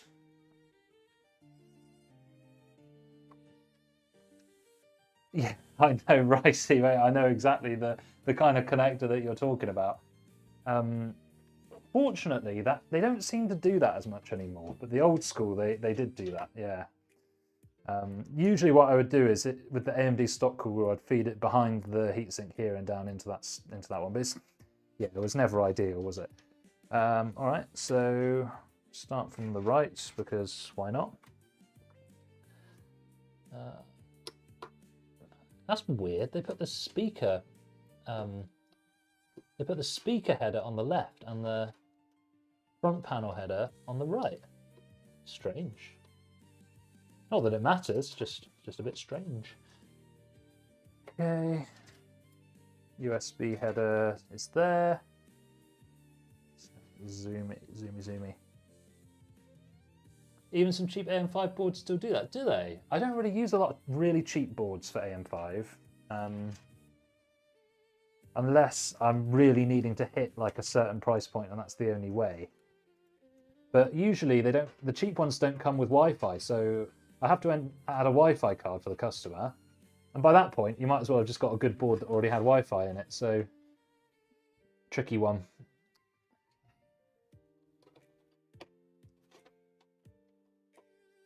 USB 3 is in. And we've got some fans. Cool, so we can plug in some fan speed headers here. There's a couple next to each other. Let's just do those. One. And then the other one.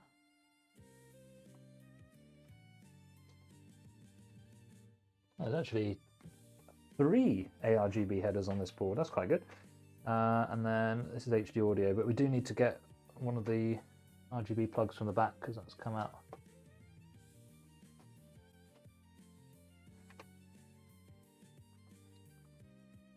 Well, the thing is, at A620, it's going to be all right for a Ryzen 5. You won't get PBO, so you're going to lose maybe 5% performance. But if you need it to make it work, that's it. I mean, I don't recommend it, but if that's what's needed, who am I to judge? Cool. So we've just got this ARGB plug. I've already hooked up all the other ARGB plugs by the looks of things. Those are daisy chain. Those are daisy chain. So it's just one plug. Pop that through.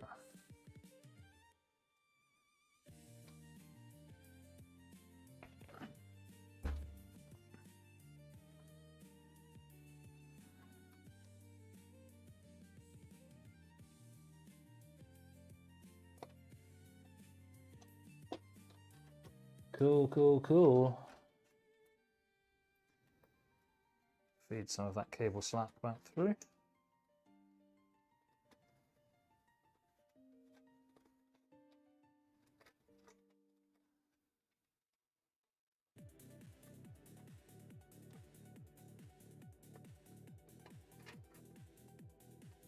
Cool, and then, not to forget, USB-C.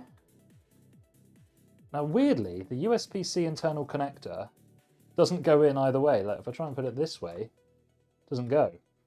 They kind of missed a trick there, I think, didn't they? Another, again, really weird connector. But it works, so. Fab, so we're looking quite neat on that side now. So really, this side, all it needs is the 12-volt cable, which we've got here, and the GPU. Should we put that in now? Yeah, let's put the GPU in now, why not? As long as it's in place, it won't matter if it's upside down, will it? So it's going to go in topmost slot, so we need to take out the top 2 Dealy Bops.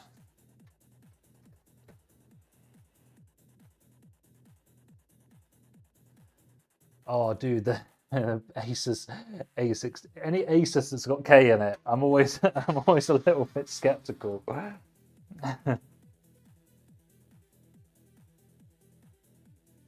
Yeah, fair enough. Fair enough. I mean, the 8400F isn't so bad. It's more about the upgradability. Like, yeah.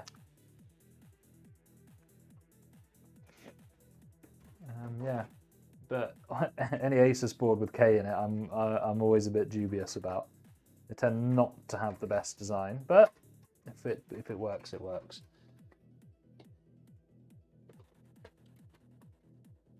So this is the Palette Gaming Pro 5070 Ti that's going in now. For some reason, the focus on the camera is a bit mental.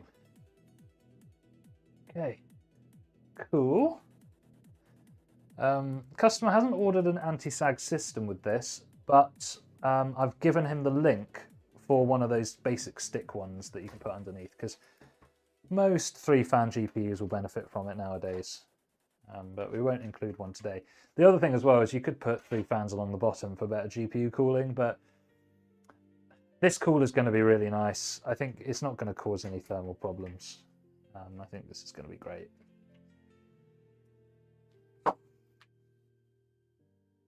Dude, the Gaming Pro's nice. Like, it's kind of like a classic design, which is nice because if you make it too ostentatious, it will go out of fashion really quickly and it will look kind of lame. Whereas this is kind of timeless. Like this will always look fine. Yeah, see, the 3080 had a bit more RGB on it than this one. So what's not, yeah, they have improved it a bit.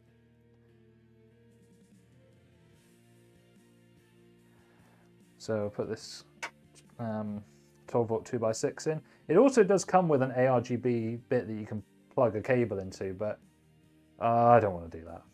There's no point. I mean, the only bit of RGB on it is going to be on the fans anyway, I think. So I don't really see the point. I'm just going to leave that. And they always put the RGB like here. Why don't they put the RGB plug like on the back here or something, like so you can hide it?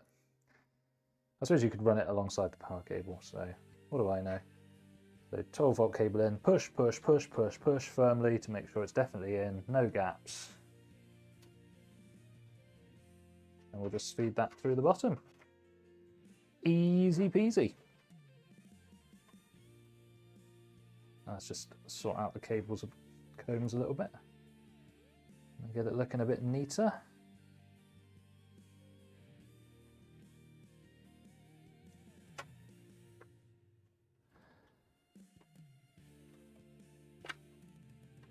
I like Palette. I do think they're good.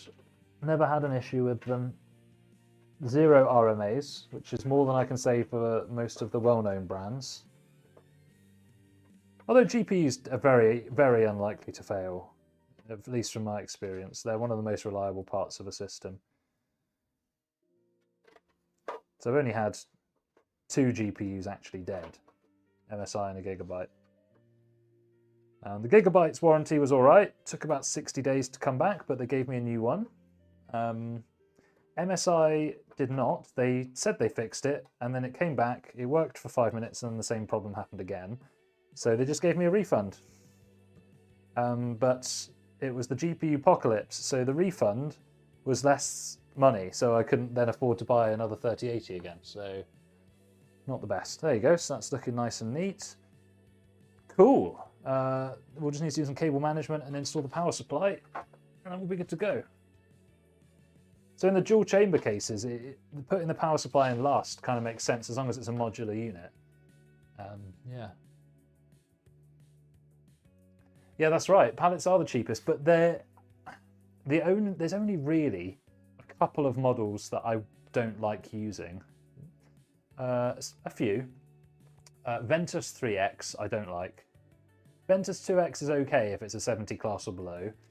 So I don't like those. Anything with MSI Mech, I don't think they make those anymore. But they used to do MSI Mech Radeon cards, they were awful. And Inno3D as a brand are okay, but I wouldn't use them for an 80 class or above. It'd be alright for a 70 class, but not for an 80 class. Yeah. But all the rest, the cheaper ones are great. This case comes with loads of cable ties, which is really nice. They haven't skimped on them, which is good to see. Although they do give you really, really short ones. Not the, so it could be improved, but it's still nice. It's still nice.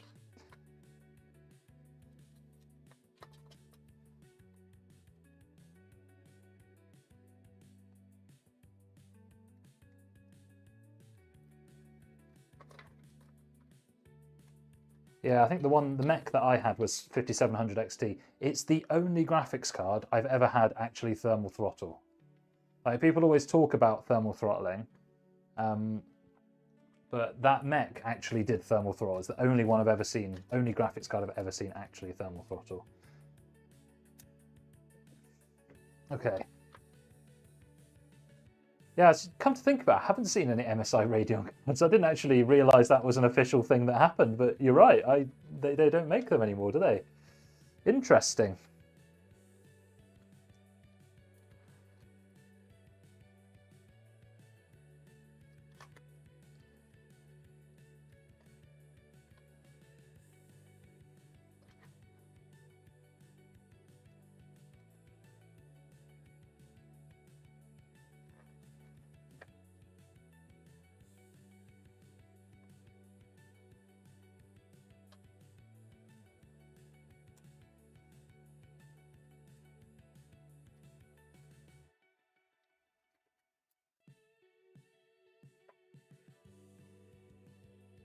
I'll try and make this cable management neat, but I'm not one of these people that really tries to make it like to an extreme level of neatness, because it actually makes the computer harder to service if you tie everything down really tight. So you just want to keep it like relatively neat, but still, you know, not too many ties, because if you need to service it and change anything, you have to undo all that later.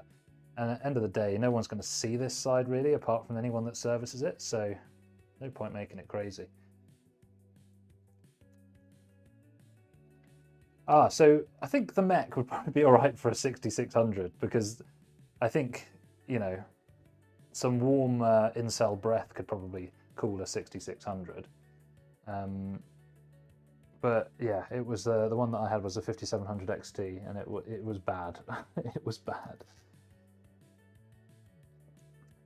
Loud as well. Coil whine, fans, the whole lot.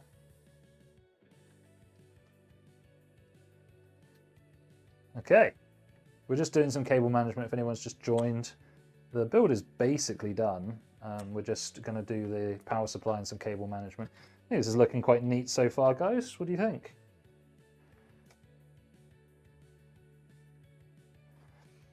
Try and do it with as few ties as possible while still looking neat. I mean, that's the way I go about it.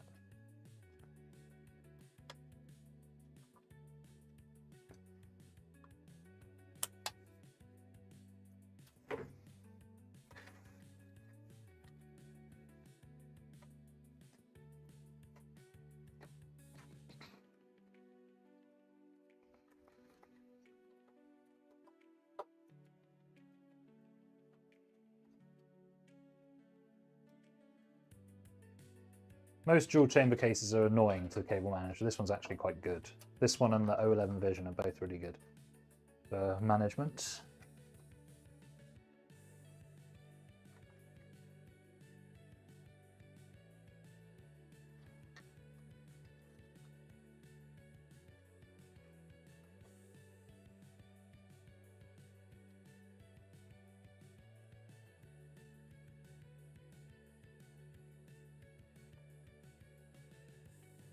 Hope it sells quick since Christmas. Yeah, could do. People are looking for deals. Do you know, there was one year I sold 6 PCs on Christmas Eve. Can you believe it? Talk about leaving it late for a big purchase. I haven't had that since, actually, but that one time it was really funny. They would just pay any price, although actually the ones that I sold were really good value. But just like, dude, Christmas Eve, crazy. Okay. So that one's going there. Can we make that a bit neater by putting that there? Possibly. Need to do two together. Christmas Day. Must be a divorced dad that only saw them on Boxing Day. That's my theory. Eh? That is cheeky as well.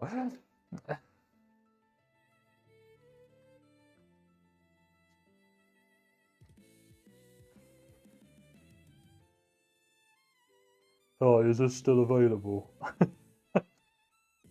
Oh, Merry Christmas. It's a Christmas present for his kid. Oh, Jesus.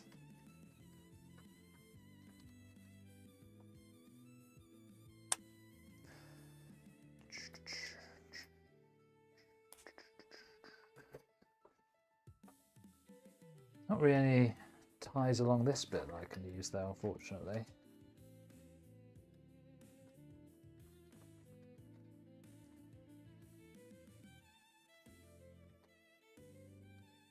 Same guy bought another for me 2 weeks later for his other son. You're making that up. Or maybe, actually, probably not. One got jealous of the other one. You got any more of those PCs, mate? Mackenzie really needs one.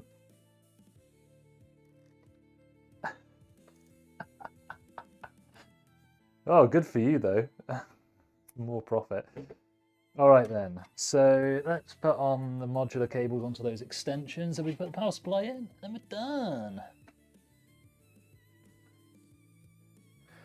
Dun, dun, dun, dun, dun, dun.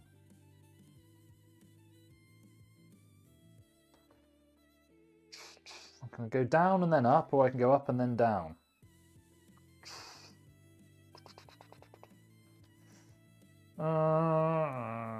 Let's go down then up. Not that it matters. I can see why they put so many cable ties in this case now. They're also not long enough, so I'm having to like combine them to make a longer one. Right.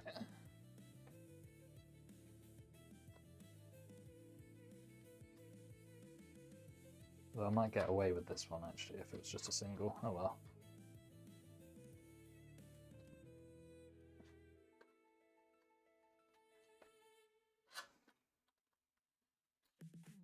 So let's just try it with a single.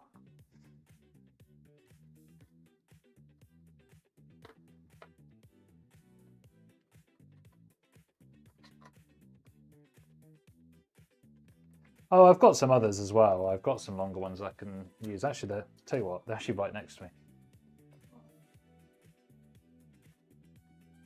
In a Tesco shopping bag, because why not?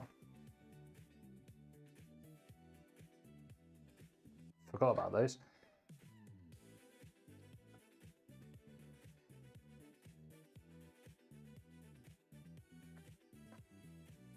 Yeah, these are just that little bit longer, makes it a lot easier.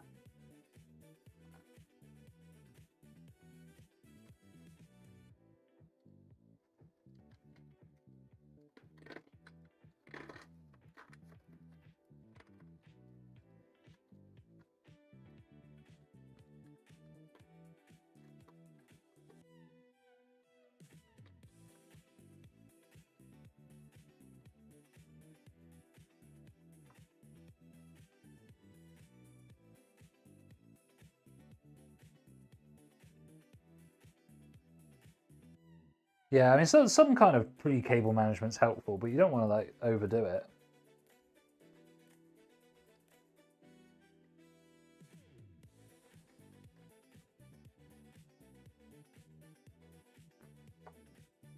Cool.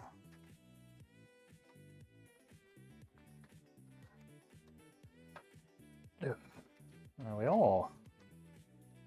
You got to make this one kind of tight because otherwise it's all loose on the actual like presentation side of it. So nice, nice, nice.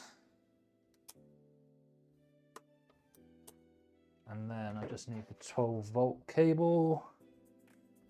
Where is that?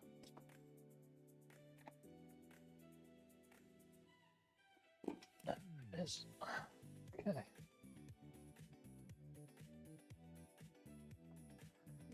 Oh, the interesting thing about this Montech, the older one, the G5, is that it only comes with a 450 watt, 12 watt high power. I mean, it's fine for this, but it'd probably be fine for a 5080 actually, so there's no problem. It's just nicer for it to be rated higher, isn't it, in terms of like just peace of mind, I guess. Because you wouldn't want to run a 5090 on an 850 watt anyway, so. Okay. So often with these kind of cases, I'll manage these like this and then tie other cables to the back of it once we've got the power supply in. Okay.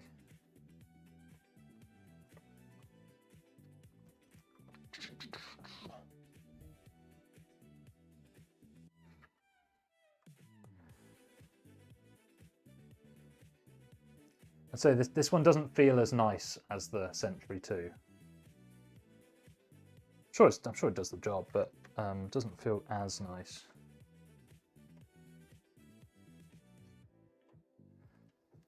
Like you can tell kind of like, there's sometimes like the weighty ones, you're like, yeah, that's nice.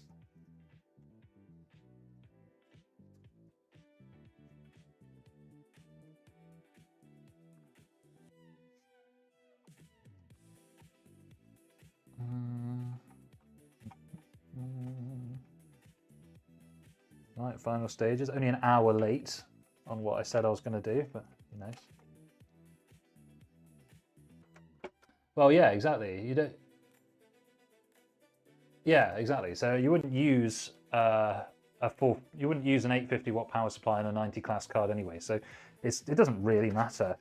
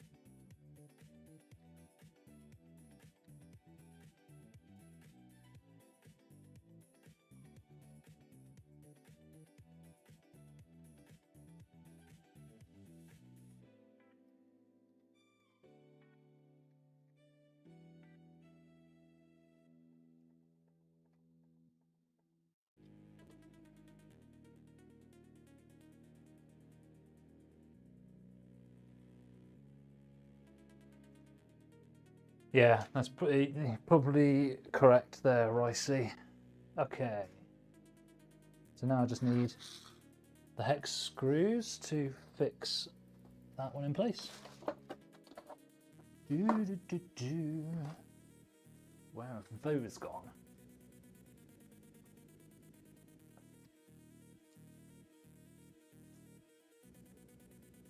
Oh, I'll just use some spare ones that I've got here.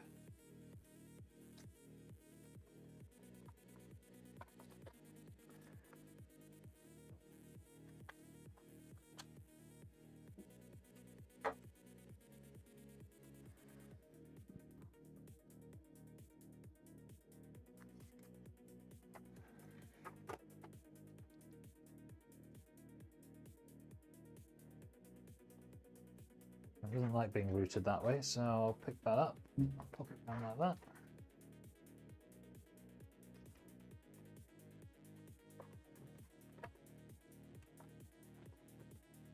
Wait a minute, it's got an SFX mount in it. The case comes with the SFX mount as standard. I don't. What are they? Are they on crack at Corsair? Oh my god. I guess that's so they don't have to ship it separately. Maybe it saves them on shipping costs or complexity or something. That's funny. I was wondering, like, why isn't this power supply like sitting properly? They left the SFX bracket in. Why? Why even include that? I mean, Who in their right mind is going to waste money on an SFX power supply in this case? Massive.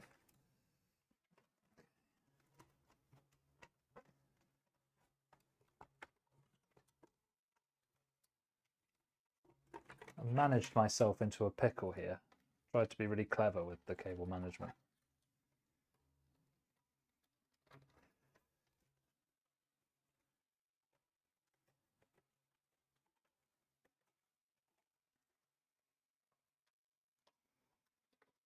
Maybe that bundle is just too thick to allow this to go in. Who knows? We'll see. We'll soon see. Oh no. Might. I think just for posterity, let's just snip that one and we'll route it a different way.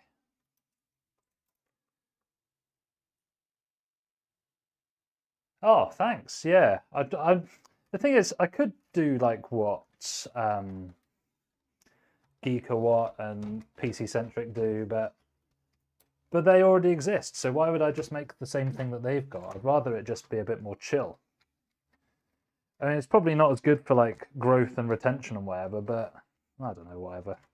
I'd much rather just be chill. We have got 13 people watching, but no, I don't. Brian, if you're a lurker, that's cool, mate.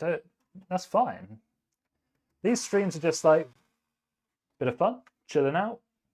If you want to talk, you talk. If you don't, you don't. It's chill. It's chill. Right, so the build is actually done. I just need to do the last lot of cable management. And then we're good. I don't mind if people just want to watch and chill. Like sometimes people just like eating their dinner or something. They want something to watch and just chill. Totally fine. All right then. Well, the cable management started beautiful, and now, like always, it's ended up like a spaghetti mess because of the number of goddamn cables in modern system, and also because of those cable extensions. They always use up so much space, don't they?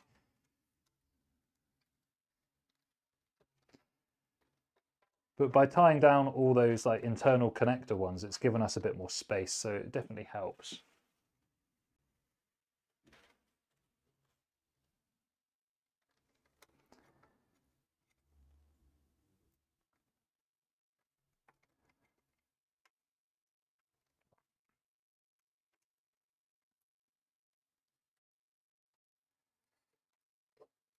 Okay. The other thing I don't like about a lot of YouTube is like the way that information is presented. Like, this is the best one, or this is what everybody should get. Nobody should ever get this, this, and this. It's like, guys, it just completely depends on the person and what they're using their computer for. Like, one of them is, if I ever do a build with like a 5060 or something, people will go, well, you should get the 9060 XT. But the 9060 XT is over £100 more expensive. So that could be the difference between somebody being able to afford a computer and not being able to afford a computer. So whilst, yes, the price to performance of that card might be better, it's the difference between having a PC and having no PC. So the 5060 is infinitely better than anything else if it's the only thing you can afford. So it's kind of like black and white logic, and fanboy stuff is just really annoying. There's no need for it, is there? And at the end of the day, it's computer parts. don't get emotional about computer parts. That's just lame. Like, honestly, how can you sit there with a straight face and be a fan of a PC hardware corporation? It's like it's so unimportant.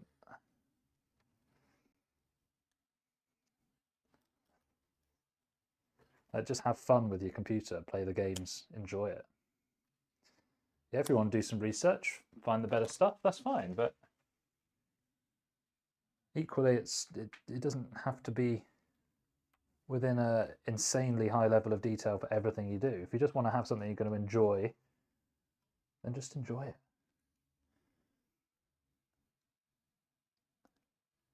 Well, yeah, see, that's the thing where I see, like, all the time. It's like when especially with that Like the deep cooled PL750D, for example. You get people saying, well, 750 watts isn't enough for a 5070 Ti. I go, have you looked at like the actual requirements for the system? Like, you've got a Ryzen 7800X 3D and a 5070 Ti. If you add up like the wattage, you'll have like a good 200, 250 watts of like headroom. So why is the 750 watt not enough? They never have a good reason. All they say is, oh well, this person said it. This YouTuber that's got loads of subscribers said that you needed an 850 watt. There's not an actual reason, is it?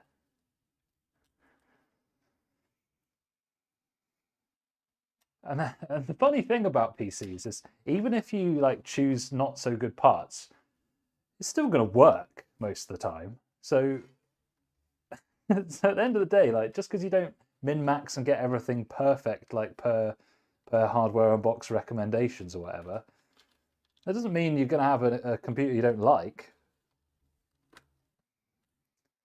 Okay, I think that might be as good as I'm going to get this cable management. Maybe I'll just tie this CPU one down a little bit better along the top here. And then I'm going to call that a day on the cable management.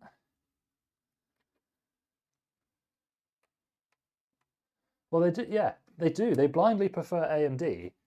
But Intel's offering really good value. It's just, you know, the overall package is better on AMD because of the upgradability. But it doesn't mean that Intel's bad. Like if Intel dropped their prices significantly, it's going to be a good product. It's all about context.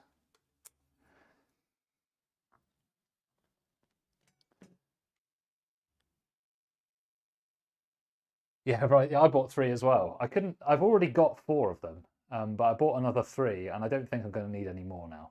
But it's just a no-brainer, isn't it? It's just an absolute no-brainer. Such a good PSU. A550 BNs. Those are good when I think they went for about 35 quid before, and that's a really good price for them. You know, in normal season or whatever. All right, so I'm gonna have the cable management like that, and then we'll just check the other side, make sure nothing's fallen out or anything, etc. And then we can get Windows installed, and we can all get to bed. AW had 31, yeah, see, that's pretty good. 31 quid's good for that, because that's what I pay for a deep cool PF500, so and that's a better power supply than the PF500, so good deal. And it's like MSI, people will look at it and they'll know the brand, which helps as well, I guess.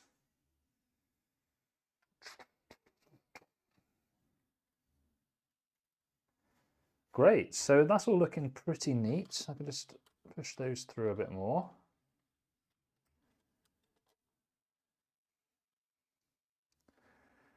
I haven't bought anything from AWDIT in a long time now. I used to get on really well with a guy called Mike that worked there, but I think he stopped working there now, or works there less. He used to get me some really good deals, especially during the GPU apocalypse. All right, so let's take off that little protective sticker. I think that looks really tidy. I think customers are going to be very happy with that. Actually, we've done it in time that I can get this shipped out tomorrow as well, which is really cool. Great. The last thing I'm going to do is I'm just going to move this bottom fan down a smidge just to even it out. And then this one will be complete, and we can just BIOS update, Windows, and then we'll be done. Yeah, I mainly use distros now. I find the distro used to be that actually the retailers were pretty close to the distros on pricing, but the distros have improved a little bit. I buy lots from VIP, which is one of the major distros, you know, because they've got tray CPUs now, which are a lot cheaper sometimes. Like you can get Ryzen 5 5500 for about 50 quid now, including VAT. Yeah, CCL have improved. They used to be a bit rubbish, but their prices are a bit better now. I've bought a couple of things from even GPUs. Some of the pricing's quite good there.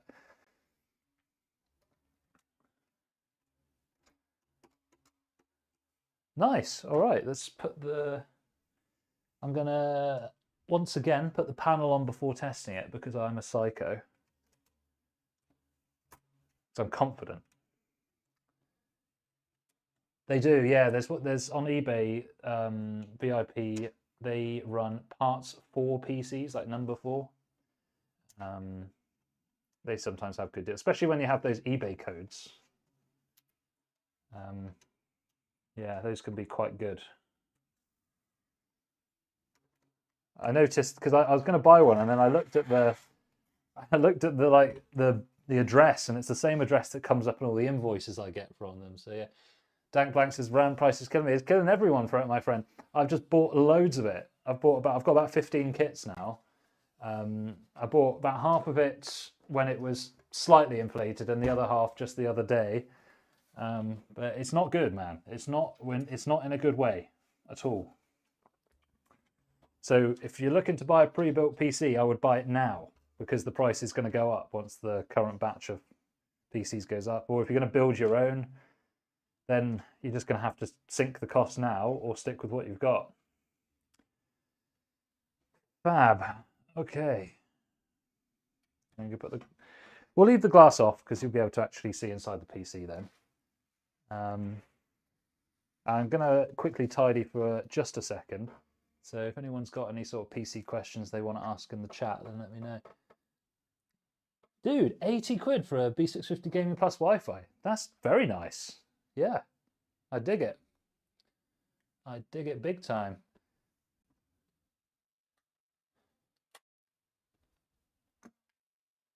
Right, I'm going to just open the other cam. I mean, you're not going to see very much, but I'm just tidying up at the moment, and then we'll have to wrap up once I've got Windows installed. Then I'll end the stream. So it'll be another sort of 20 minutes or so, I reckon.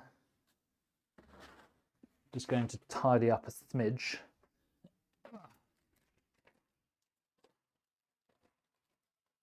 But yeah, that's I love that board actually. The only problem with the B650 Gaming Plus Wi-Fi is that it doesn't have an integrated I/O shield. It's the only thing I don't like about it. Everything else, yeah, I think it's rocking. Like good BIOS, good build quality.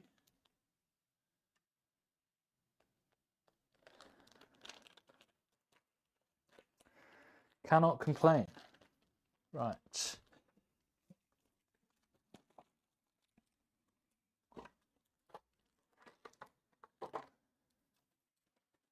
We're just putting away some bits and bobs before we install Windows.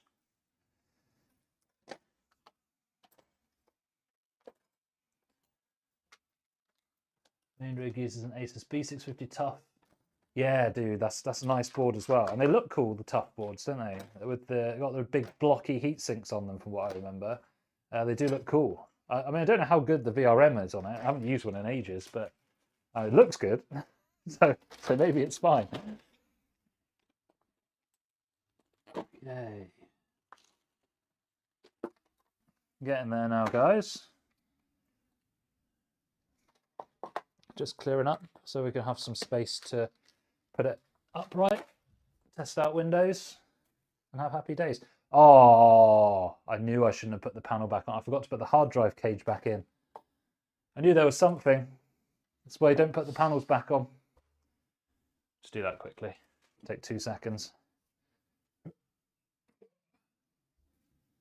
12 phase. That's 12 phases. That's good, man. There's a Gigabyte Eagle that does 12 phases as well. I think it's a duet rail system, so it's not a true 12 phase really, but for most users, it's effectively a 12 phase. You're not really going to get much overclocking potential out of AM5 anyway, are you? So it doesn't really matter. Oh, I'll just slide this back in quickly.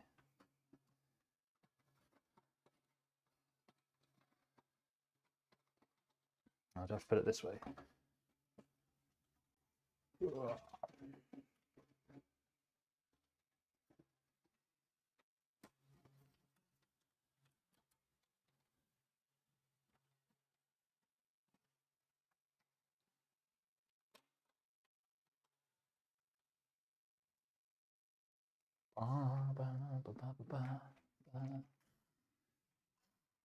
That's nice. That's a. I mean, you could put any CPU in that, then, couldn't you? Really, 12 phase V core.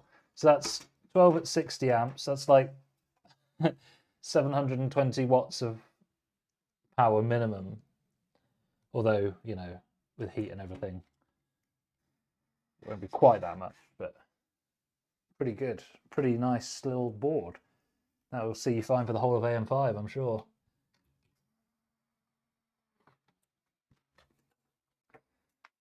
Okay, and then we just put the little outside exterior plate on. And then retempt fate by putting this back on. I knew there was something I'd forget. Okay.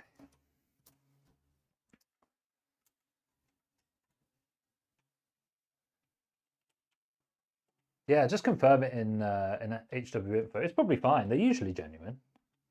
But I have known them to swap the IHSs off other ones. But again, also being a UK one, if it's the same one that I looked at, the UK one, it'll be fine, I'm sure.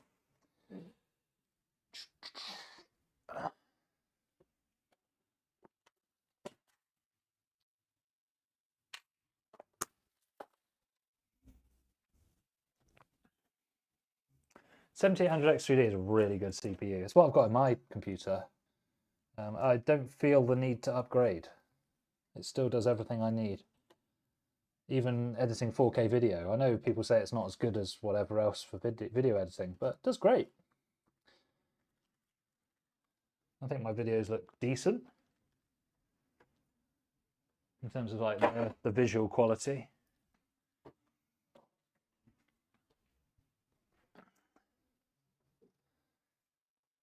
Worst comes to worst, you know, if you pay with PayPal like the deal was, then you're going to get your money back anyway, aren't you? There's no problem. Okay. Had really consistent viewership today. I'm really happy with that. We've had 13 viewers the whole time. That's great. I hope everyone's enjoying, even if you're not chatting, that's fine. Just hopefully having a good time. If you haven't already, liking the stream is really helpful. It helps push it, get more people into our chill chat. And obviously subscribing would be really nice. I'd like to get up to 5,000 by the end of the year. Yeah. That's it. Right, so eating Bombay mix. Well, I'm having a Bombay. Do you know, I don't think I've eaten Bombay mix for about 17 years. That's crazy. Very popular though.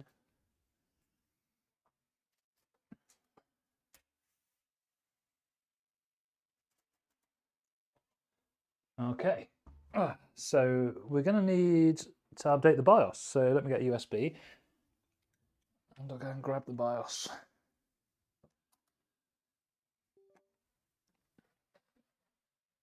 Oh, right. So Brian, I'll tell you what, I'll swap back to this camera. So Brian says, should I get the B850 game plus Wi-Fi? B6. I haven't seen any problems with boot time. If it's only £10 more, why not? You're probably going to get better resale value from it. So I'll just get the B850. Why not? If it does the B850 have an integrated I/O shield? Because not having to use that is probably worth 10 quid to me. So yeah. But either one you get, it's a great board. You'll be fine. Okay, so that is my BIOS USB. I'm just gonna grab the BIOS. So B850M,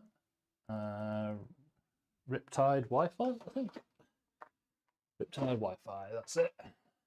The latest BIOS. Okay,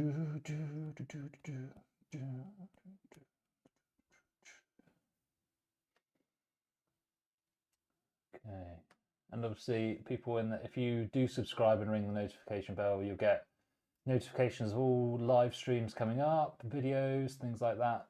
And if people want to contribute ideas, like what they want to see on the channel, I'm all ears. Always happy to hear that, so let me know. Cool, right, so copy that onto our USB stick. ASRock motherboards are a bit funny. Like you have to use a USB that's 16 gigs, not 32. Interesting. It will support it, but I always keep the BIOS up to date for the customer. Always put the latest one on, just because it sometimes fixes compatibility problems, and especially for the ASRoCs, I want them up to date. I will definitely support it, but I just like to keep them up to date.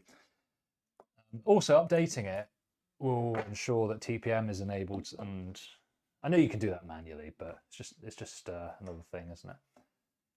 Yeah, exactly. Yeah. Right. How am I going to show you the PC? I'll have to take this camera that I'm using as a webcam now so that you can see it. Right, I'll hook up all the cables and then I'll do that. Oh, it's like a viper's nest back there, trying to find anything.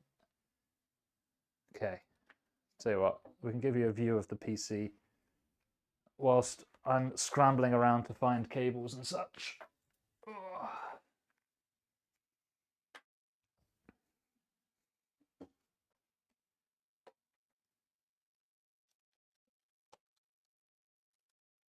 Honestly, it's such a scuffed stream. I kind of like it though. Kind of my thing. All right.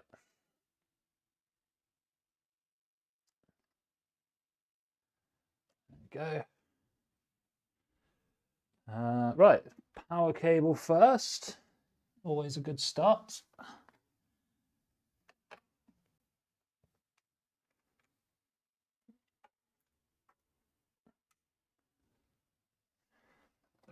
Grab the HDMI. Okay.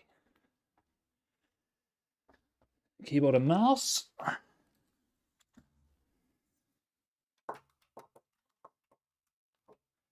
And then BIOS USB, which is here. Check that in the back as well. Where's my mouse gone? Not my keyboard. Where's my mouse? Disappeared. Oh, it's back here. Oh, shot of the Aris. Look at that. Okay. So some motherboards, like when you plug them into the power supply, the LEDs start blinking. So I'm gonna have to disable that because that's really annoying. And I've just kicked out the cable. Oh, how have I done that? Hang on, one sec. Scuffed stream. Scuffed stream. Yes, there we go. I kicked out the HDMI from the camera. All right. We have power. We have HDMI. We have USB. We have keyboard. We have mouse. Let's go for it.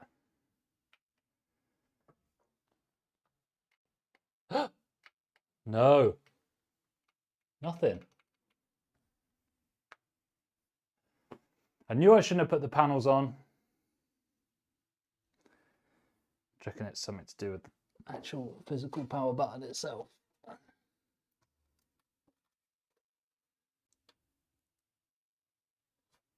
Try jumping it.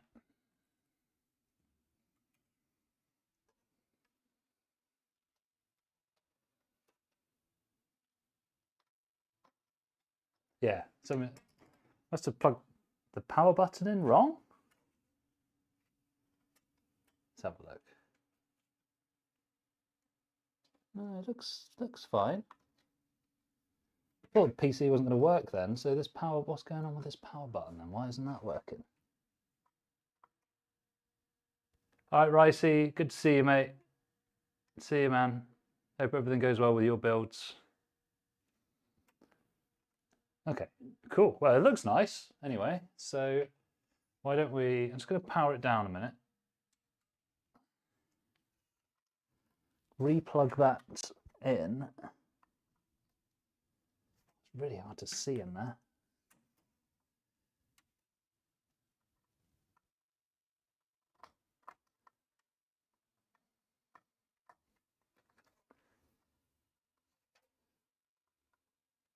All right, let's try again.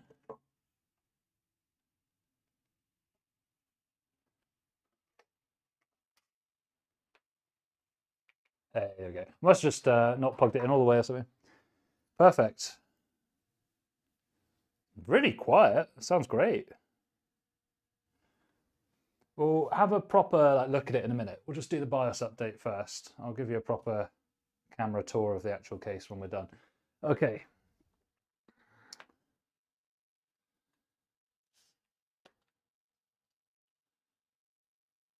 There we go.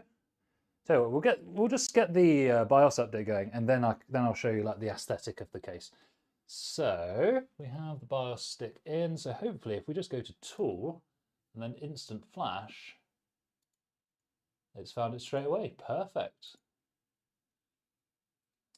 So we'll just let that do its thing. Does it normally turn itself off before doing an update? I think it does with ASRock. Been a while. Been a while.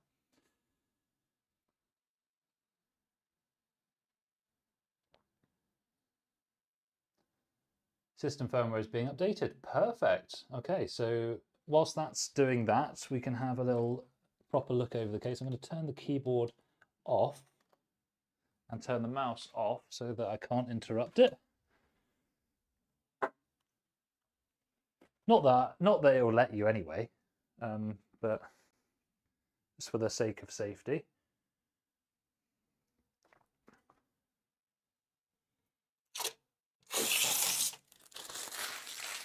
Okay, so let's have a little aesthetic tour of the PC that we've just completed.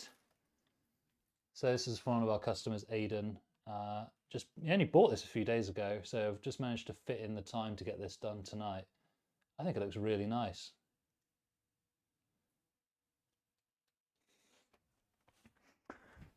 And we'll just peel. Don't worry, I put this back on for the customer so they can peel it at home.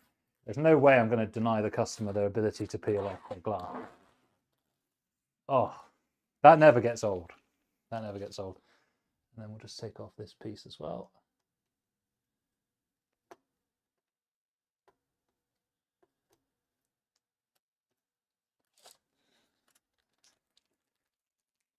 Pretty cool looking system, I think. I'll spin it around so you can see it properly. But it is nice. The only thing I don't like about it is how wide it is. But the design is beautiful. Really, really nice. How have we done there, guys, do you think? What do you think? Think customer's going to be happy with that? 5070 Ti, 7800X 3D.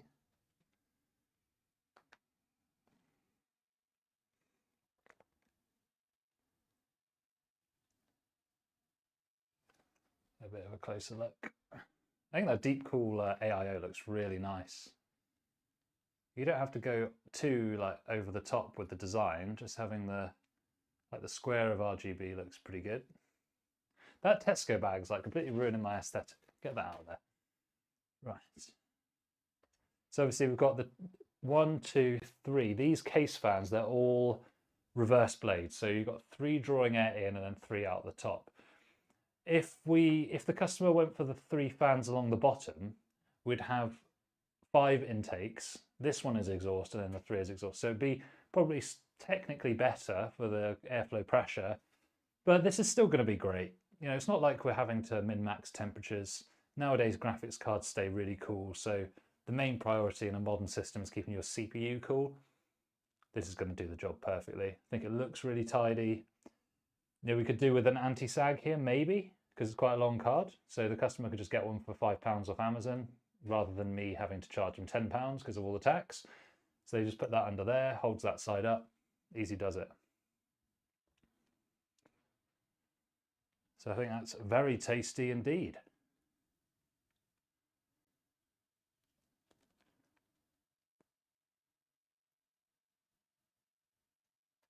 Very, very nice. We're about 90% on that BIOS update at the moment. So nearly there. I think it's just finished.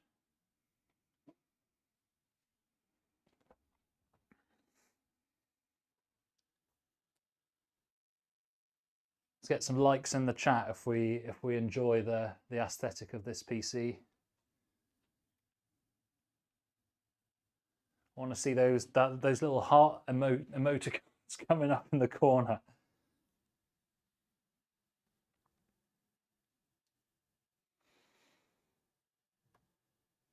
Rightio, so BIOS is back up. So I'll just give this a little shift to the left.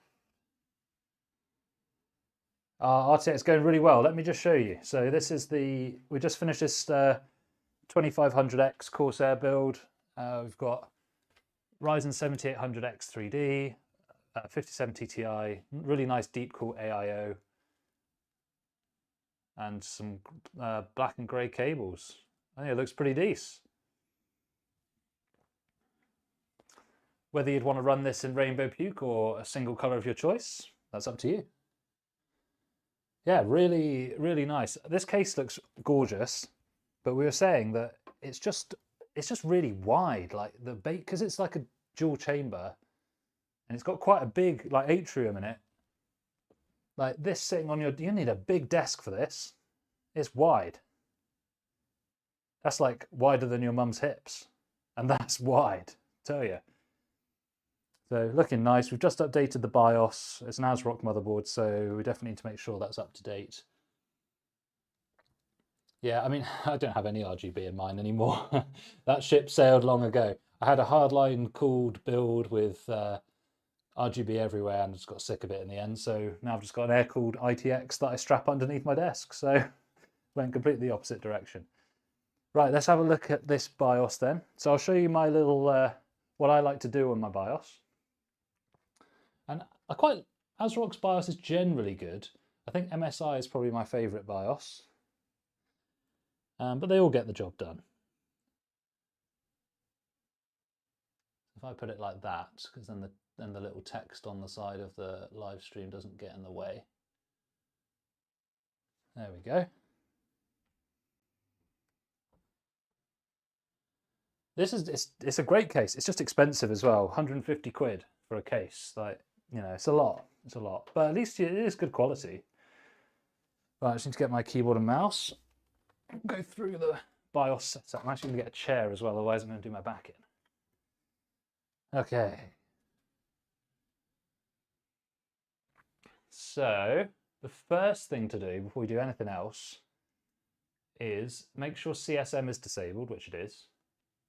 And then you need to find Secure Boot, enable it, put it into custom, and then install the default keys. Because you want to do this first, because it will force you to close your BIOS. So you don't want to go through, set your whole BIOS up, and then get to this bit and then lose all your changes. So do the Secure Boot first, and we'll do the rest after. Yeah, but you don't necessarily need DDR5. It's just nice to have. But it's so expensive now that, you know. But the latency goes up as well, doesn't it? Like 6000 C30 is like this generation's equivalent of 3200 C16. So we'll go to OC Tweaker. We will find our RAM profile. We'll change it to the Expo profile, 6000 C30. Now, if you're somebody that's a bit more noise conscious, what you could do is go to Performance Preset, set your TJ Max to 75 with PBO on and Curve Optimizer -20. So the one just above the one that I've got my cursor on so that you can actually read it. This I find is really nice. You could do it, you could set it yourself to 80, either way. You could do it either way. For this customer, I think he's a bit more interested in high performance. So let's put it on 85 TJ Max, Curve Optimizer -20 with PBO on. Because we've got a 360 liquid cooler, so I think we're good to go on that side. But for, honestly, on my PCs, I use 75C, Curve Optimizer -20. That's beautiful, because in gaming, your temperatures never really get that high, so 75 is great. And even if you do trickle over 75, the Curve Optimizer will sort of maintain some of that performance for you. I wouldn't go for 30 or 40, I'd just stick with 20. You could try the 30, but if your system gets a bit unstable, go back to the 20. But for this one, I'll just put it on the -20. We've already set up our RAM. We must have TPM already on, which we do, so that's great. And then all we need to really do now is set the fans up. So in ASRock, that's under hardware monitor, I think, or it might be under tool. Actually, no, it is hardware monitor. Does this one have So I really wish they would change the name of this because we've got Fantastic and Fan Tuning. I think Tastic is the one you want, isn't it? Yes, there you go. Well, they've made it really bright, haven't they? So this is like the graph interface. So if we customize this, so CPU fan has my pump in it. So I'm going to change that to be a bit different from the others. So something like, I want it to go to 100% pump speed when we reach about 70C, because that will mean the fans don't have to spin up as much, and then we just have it sort of, I'll tell you what, I remember the pink one I have to put up here, isn't it? There you go. Otherwise you get a big stair step. Perfect. So just apply. I can't actually remember which other ones we plugged in, so we'll just do all of them. And then I like to have it so that, like, if you're just doing regular desktop stuff, it's not going to be very loud. So this kind of shape works quite nicely.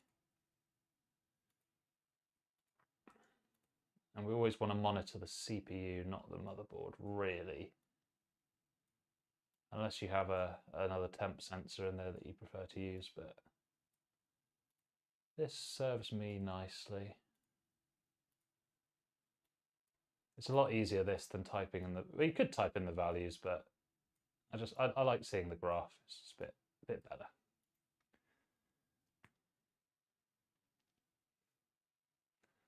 And the final one,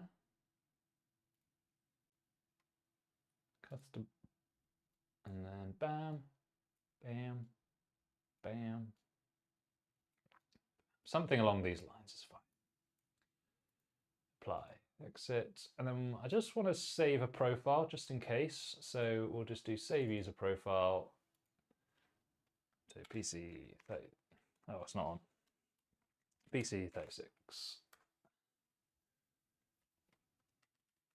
And we should now have that in our list of profiles to come back to if we need to. Great. So before we save and exit, I'm just going to plug in my Windows 11 USB. I use Rufus to create them so that I don't have to sign into a Microsoft account. It helps a lot. So I've just plugged that in. So once we save changes and exit, it should take us straight onto Windows installation, which will wrap up the stream.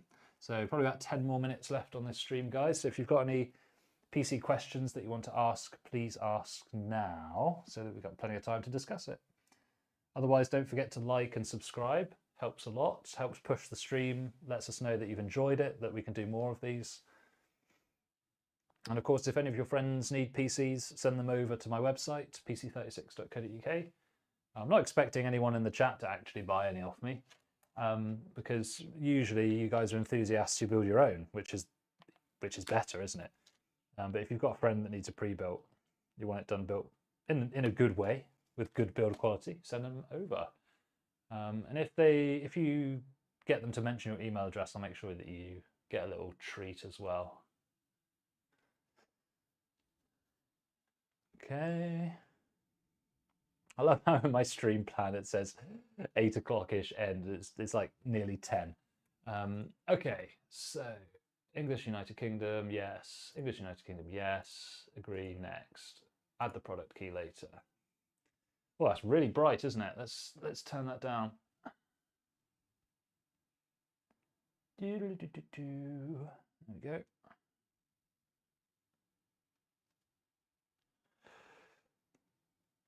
So we'll just do Windows 11 Home, that's fine. Accept the license agreement.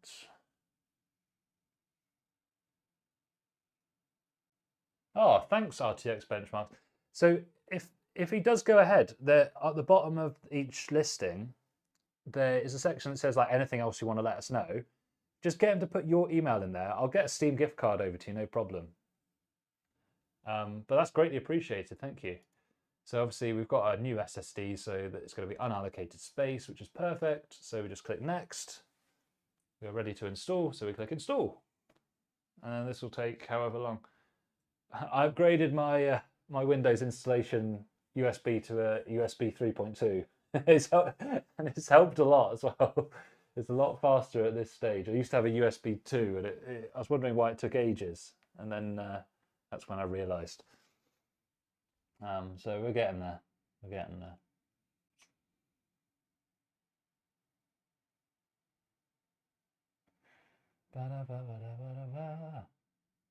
I'm always surprised like quite how long this takes even on quite a powerful CPU. But you only have to do it once, no, so I shouldn't complain. If anyone else is in the chat wants to let us know anything, it doesn't have to be computer related, like how your day's going, anything about tech news, anything really. We're just here for a chill out and chat, so let us know. Or just chill and watch, it's totally fine as well. We've had really consistent viewership actually, this stream's great. We've had between 10 and 13 the whole time. And it seems to be the same people as well, which is great. Really cool.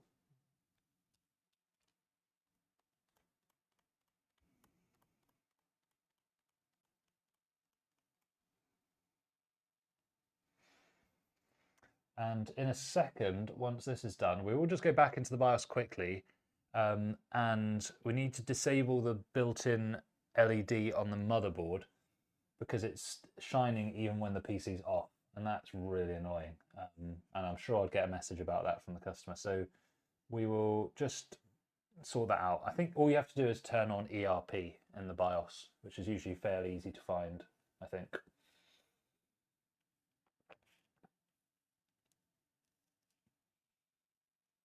Has anybody got any PC builds that they're thinking about doing despite the RAM crisis?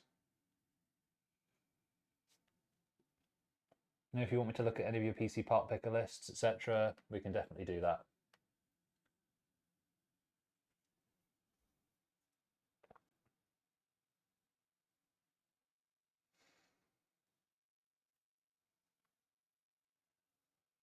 Oh, I'm going to sleep well tonight. I tell you, this is the third or fourth, either 3 or 4 computers I've done today, and I've been to the gym, got absolutely mean shoulder pump as well. So quite productive today. I'm quite pleased. I will have to box this one up in a minute, but I'll do that off stream. We got Pomper in the chat. Good to see you, my friend. If you've just joined us, you're quite close to the end now. We've just finished building a 7800X3D and 5070 Ti build. We'll have another look at it in a minute, actually. For now, I'm just getting Windows set up.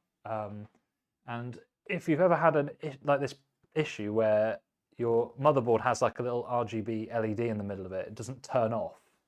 It can be really annoying. So we're going to see if we can disable that. I think it's under one of these somewhere. I feel like it's under onboard devices. So we don't want to turn this one off because that will probably turn off all the headers. Turn on onboard. We don't. Yeah. So we want those disabled anyway. That's fine. So what we're looking for is ERP. That's what we're looking for. I just can't remember where it is on ASRock boards, so I'm just going to look around for a second. Suspend to route auto, deep sleep disabled. So these are all disabled. Won't be under USB, no. I don't think it'd be under these either.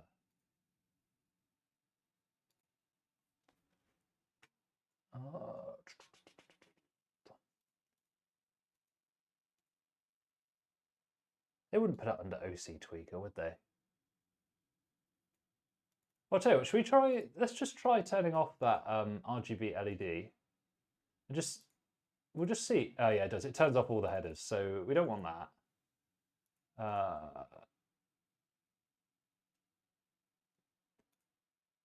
Strange. It's not like it's a big deal. It's just it'd be nice to turn it off. Who knows?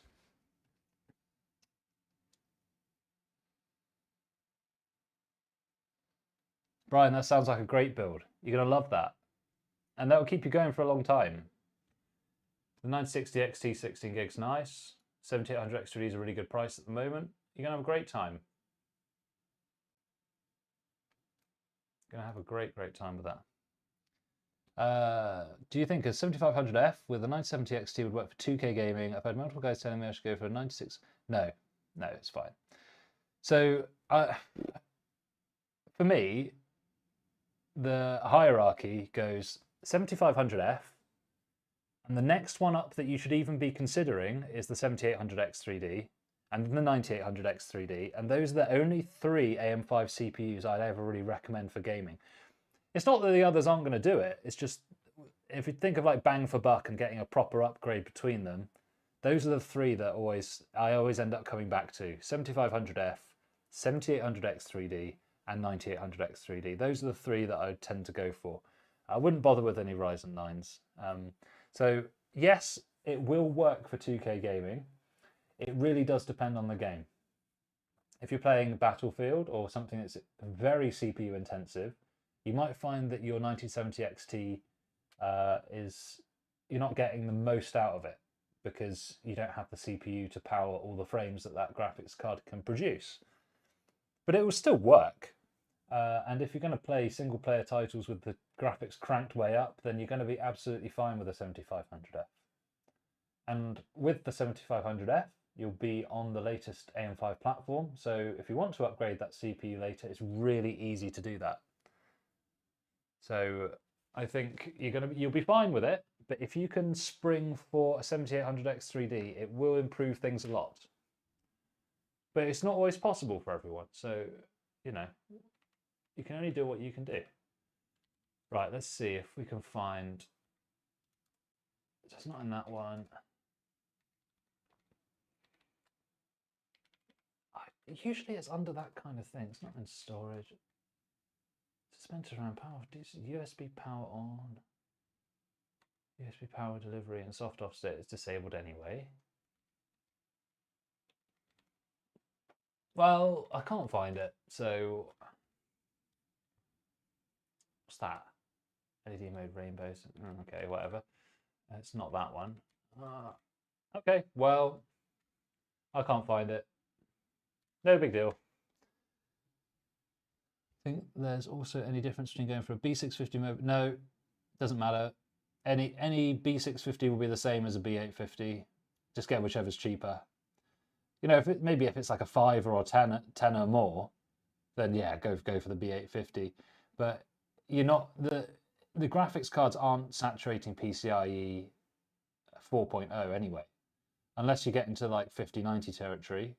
But that's not what that graphics card is. So yeah, I think you'll be fine with either. You're not really going to get any noticeable performance difference.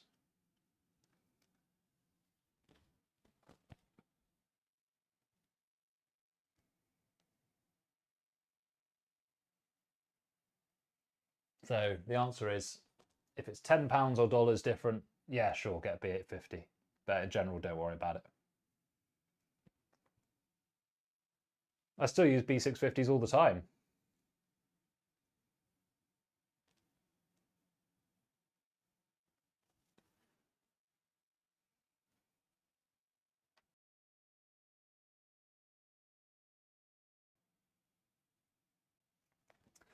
All right, we're getting there with Windows.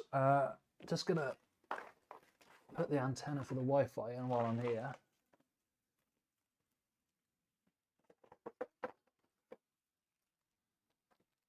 What's up? Falcon's here. Good to see you, my friend. We're going to end the stream pretty soon, but thanks for dropping by. Unless you've been in the chat the whole time, you're just like saying hello, who knows. But yeah, B650 is fine, isn't it, bro? Like, you're not going to have any problems with it. The B850 is basically like AMD wanting a bit more money. But that's literally it. It's just a cash grab. It doesn't give you anything in real life like that you're going to need. That's all it is. I mean, my build's got a B650, it's fine. The only ones you don't want, B840 and A620, unless you're really budget limited, everything else will be fine. Okay, so because we use Rufus, we can hit the I don't have internet button, which is great. And then I just need to look up what name they wanted. If it's their full name, obviously I won't be able to show you, but...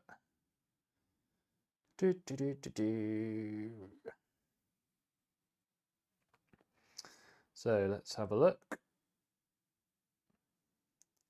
Okay, it's just their first name, so I'm not going to dox them by writing Aiden in there, am I? Okay, we'll leave no password on. So the way I set them up is with a local account, no password. So they plug it in and it just boots up and works. That's very, very simple. Easiest way to do things. Whilst that's quickly loading, I do need to go and get my SSD, which has the drivers on it. So I'll be right back. Anything else you want to ask in the chat, go ahead.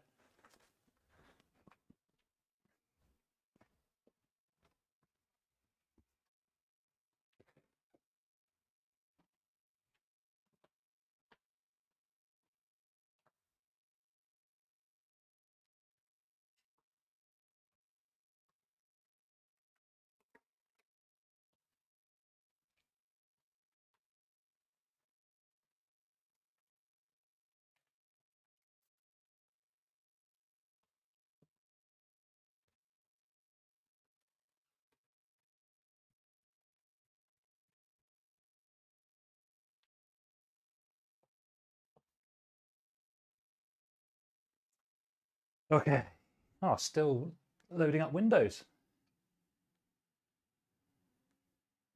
Yeah, I mean, so probably the best value gigabyte one is the B650 Eagle, or Eagle AX if you need Wi-Fi, or the Gaming X, that's pretty good as well, or MSI B650 Gaming Plus, or B650 Tough Plus is fine as well, especially for a 7500F.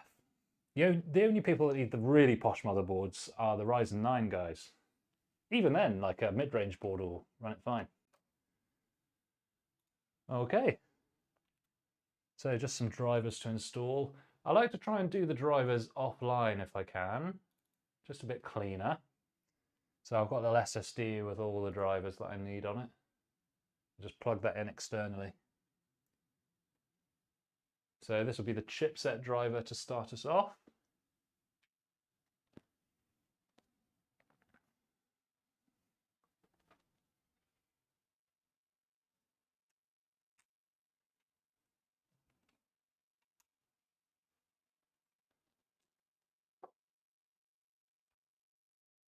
So I always tend to do the chipset driver first and then do the graphics after.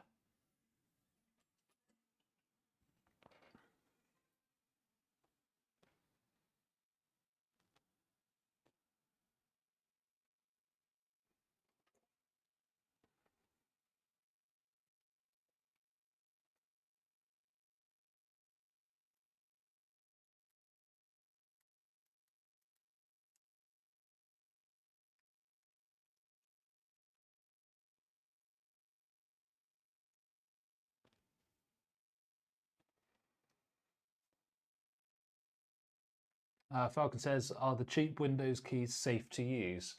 Yeah, usually. If you get them from a reputable source, so in the UK I use Eco keys. If I was in the US, or actually really anywhere, VIP SCD key is quite good. I've used them a few times. They're okay. For me, I've got to be a bit more careful where I get them from because I'm operating as a business. But if you're just an individual, VIP SCD key is pretty good. Great, so chipset driver is installed, and now we can just do the NVIDIA driver.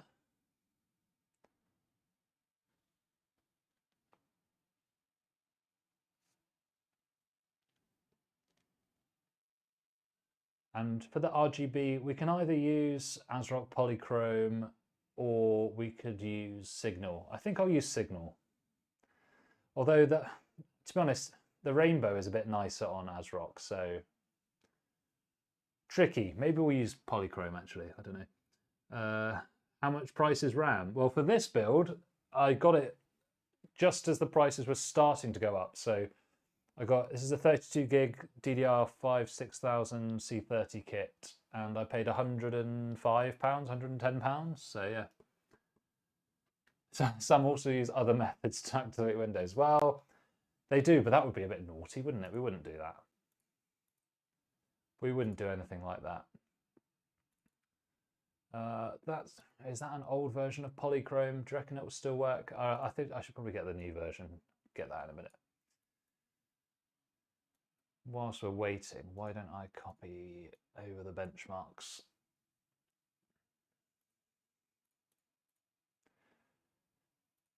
Cool, cool, cool. That NVIDIA driver install.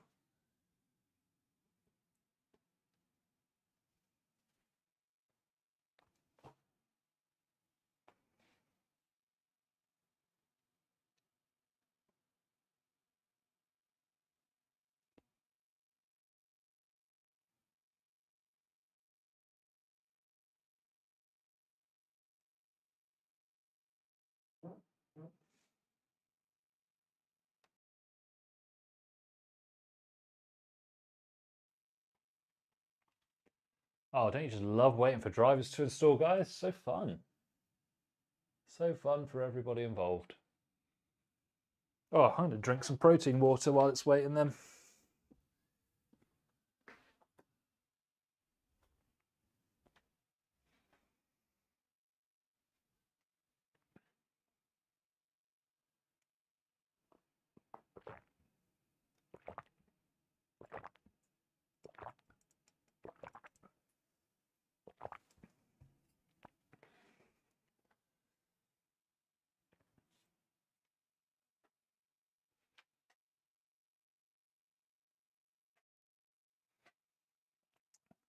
So, guys in the chat, are we planning any PC builds, or have the RAM prices put you off? I know a lot of people have seen the RAM prices go up, and they've kind of paid to their plans of actually upgrading or getting a new PC. I watched a hardware unbox video earlier where one of the suggestions was that you buy a dual channel kit of RAM with a friend, split the cost, and then each use one stick. I thought that was really, really funny. I don't know why it made me laugh. It's just funny, like splitting a kit of RAM. All right, so all those bits and bobs are copying over. So it looks like whatever Wi-Fi they use in this isn't natively supported in Windows. So I'm just going to grab the driver from the website and we can install that. I think that's a bit desperate, isn't it? Splitting a RAM kit with a friend. It's not. I mean, it's bad, but I mean, it's not as bad as the GP apocalypse. I think that was worse.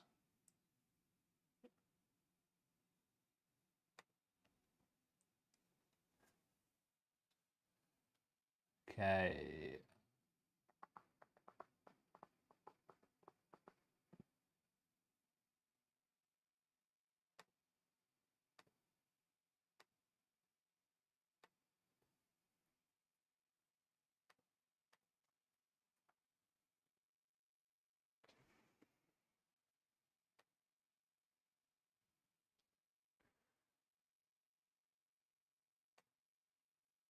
Okay, and then we'll just...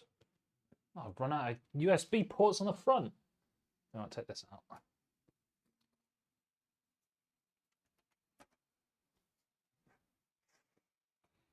Okay, so we're just going to install the Wi-Fi driver.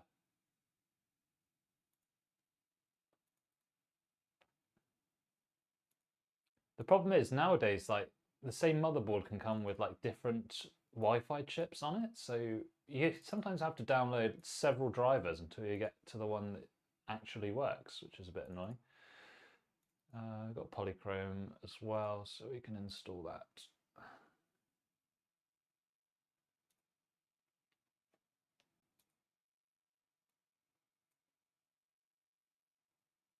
Oh, Wi-Fi 7, very nice. But it didn't work, so it's obviously not got that particular Wi-Fi chip in it, has it? So I'm going to download all the drivers from the website. That's mad. Okay. It's sort of fragmented their own stack.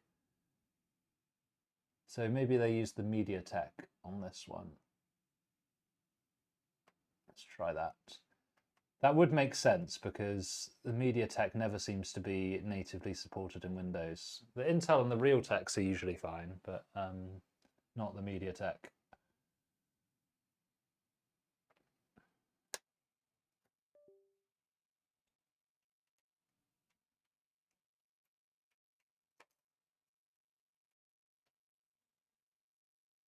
Okay. So, PC36 BIOS, MediaTek WLAN, drivers. Oh no, there it is. I missed it. There it is.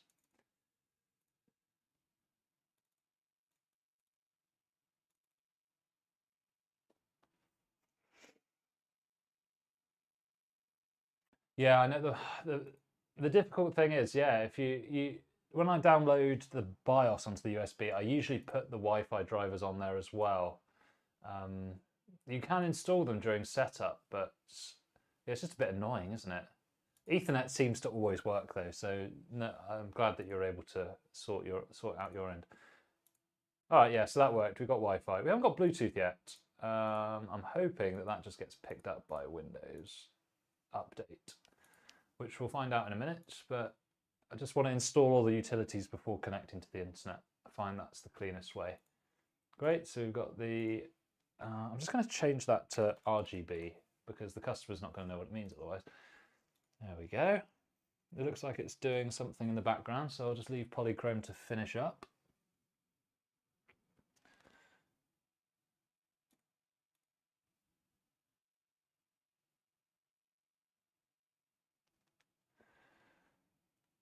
There you go. Okay, well, we might as well restart now that it wants us to, so perfect.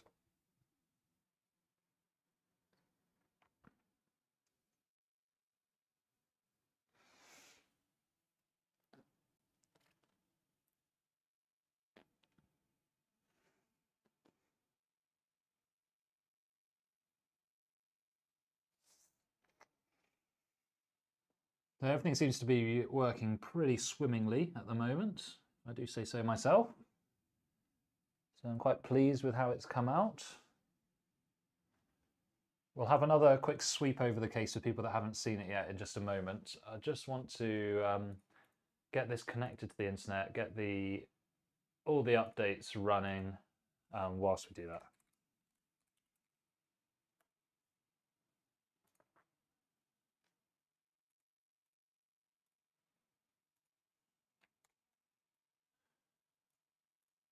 I don't want any of that rubbish. Okay. Check for updates. It's often worth doing the Microsoft Store as well. Sometimes you get updates to things in there that you don't otherwise get. What do you mean error occurred? It's Windows Update. Oh, that's why the time and date's wrong. Okay. Sync. There we go. Pompa says, I got a deal for the B650 Asus TUF Wi-Fi, 7500F, 32 gigs RAM, 430. So let's add that up. So 7500F's 120, 32 gigs DDR 6000. It depends on the CAS latency, but let's say that's probably going to be going for like 180 at least, isn't it? So that's 300. So effectively that means you paid 130 for the board. I'd say overall that's a pretty decent deal. Yeah, that's not bad. Yeah, I think you've done all right there.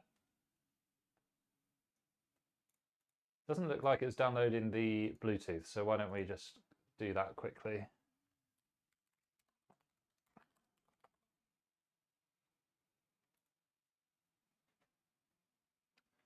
Yeah, I think you've done all right there, Pompa. Not a bad deal. Not a bad deal.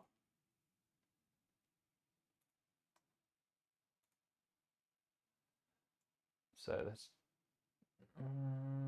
let's try this Bluetooth driver. We'll see if it works.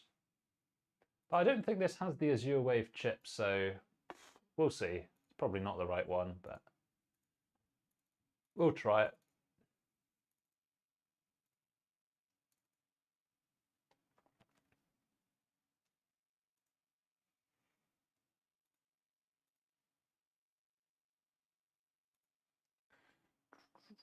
It's probably this MediaTek one. So if that one doesn't work, yeah, it is. It must be the MediaTek one.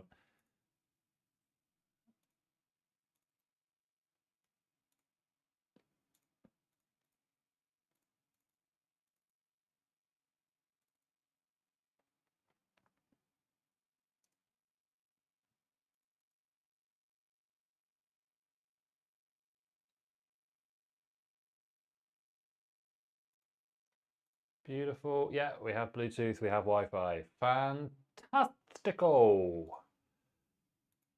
I'll just get rid of all this from the downloads folder. It doesn't need to be there.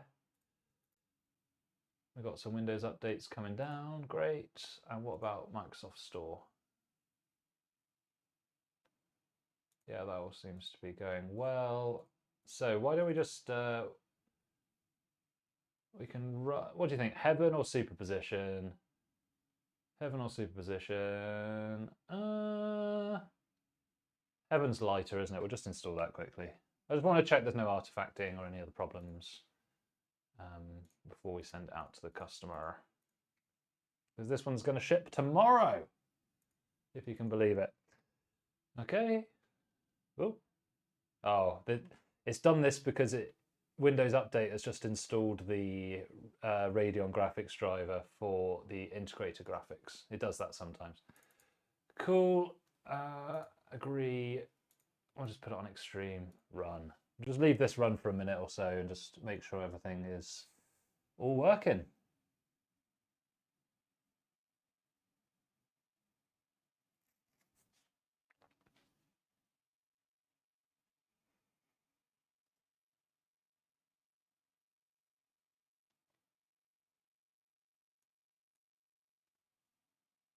We have some very, very soft coil whine coming from the PC, but that's okay. It's very soft and I don't have the glass on, so I think this will not be audible. Heaven is a really good test for coil whine because the FPS tends to be quite high, and that's when coil whine is worse, so pretty handy. Seems to be going well. Can't see any artifacting so far, which is good. I'm just going to load up OCCT and Prime 95 in a second, just get those, just to quickly do a quick temperature blast, make sure that we don't go anywhere into the stratosphere, and then we'll be good.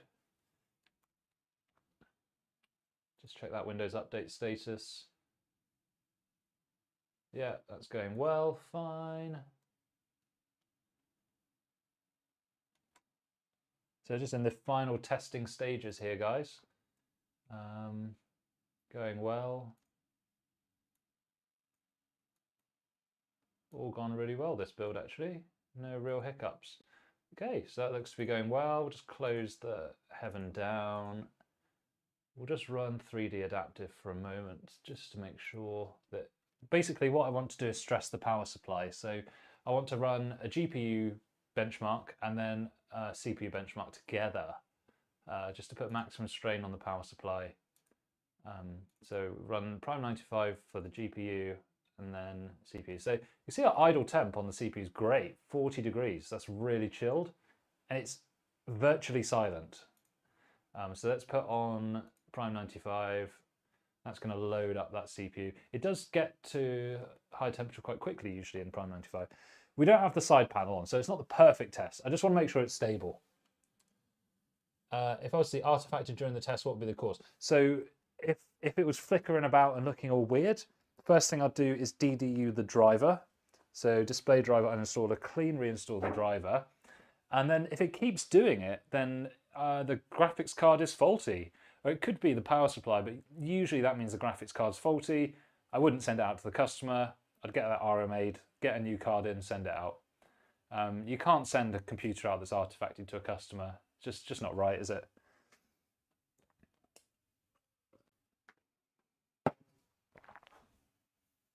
Sometimes if you've bought a used card and it's artifacting and there's no warranty available, you can sometimes underclock it.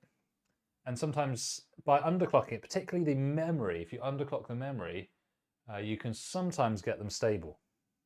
But I'd only ever do that on old cards where there's no chance of any warranty. And maybe I did, if I have done it, I did it once and it was ages ago. I can't even remember. I don't know. But it's one thing you can do, but not for a new card. New card you just RMA it because that's not acceptable performance. Cool. So we'll leave that run for a minute. It's looking pretty chilled. It's 70 degrees on CPU, 70 degrees on GPU. Pretty nice. Pretty nice all in. I think that's totally fine. And this is Prime 95, you know, it's a pretty stressful CPU load. Right, so for the people that haven't seen the build yet, let's just give everyone a quick tour before we close down the stream. But everything looks really stable. Very pleased with how this has turned out.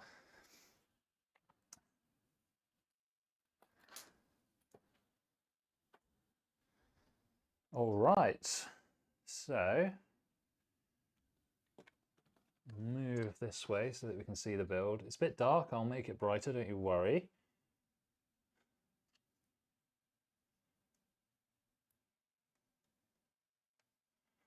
So obviously, if you're familiar with the videos on my channel, this isn't how I'd normally record. It's just to show you here in the chat what it looks like at the moment. I think it looks pretty dang nice, if I say so myself. Obviously, we'll get some proper photos done tomorrow morning, so the customer can have a nice view. I can post something on my social medias, etc. But yeah, I think it's a nice little build. 2500X case looks pretty snazzy. Quite wide, but it's got a cool, like, sort of low slung look. We'll have a look from this angle here. So yeah, looking nice. So as a reminder, parts, we've got RTX 5070 Ti, Palette Gaming Pro, really nice model. Always seems to perform really well. 32 gigabytes of BiWin RAM. And then we've got the Deepcool LE360. Obviously, US guys won't be able to get this one, but Europe is, this is a really good price. Looks really cool as well, this CPU cooler. And then we've got some thermal right fans, 1, 2, 3, all in reverse blade style, so they're bringing air in. We did offer the 3 fans in the bottom to the customer, but didn't quite want them inside his budget, so that's okay. And we've got the ASRock B850 Phantom Gaming. It's the Riptide version. We have updated the BIOS, so it's the latest version, so you're not going to get any of those X3D problems that have been in the press recently. So really nice build. And then the power supply in the back is a Montech Century G5 gold 850 watt unit.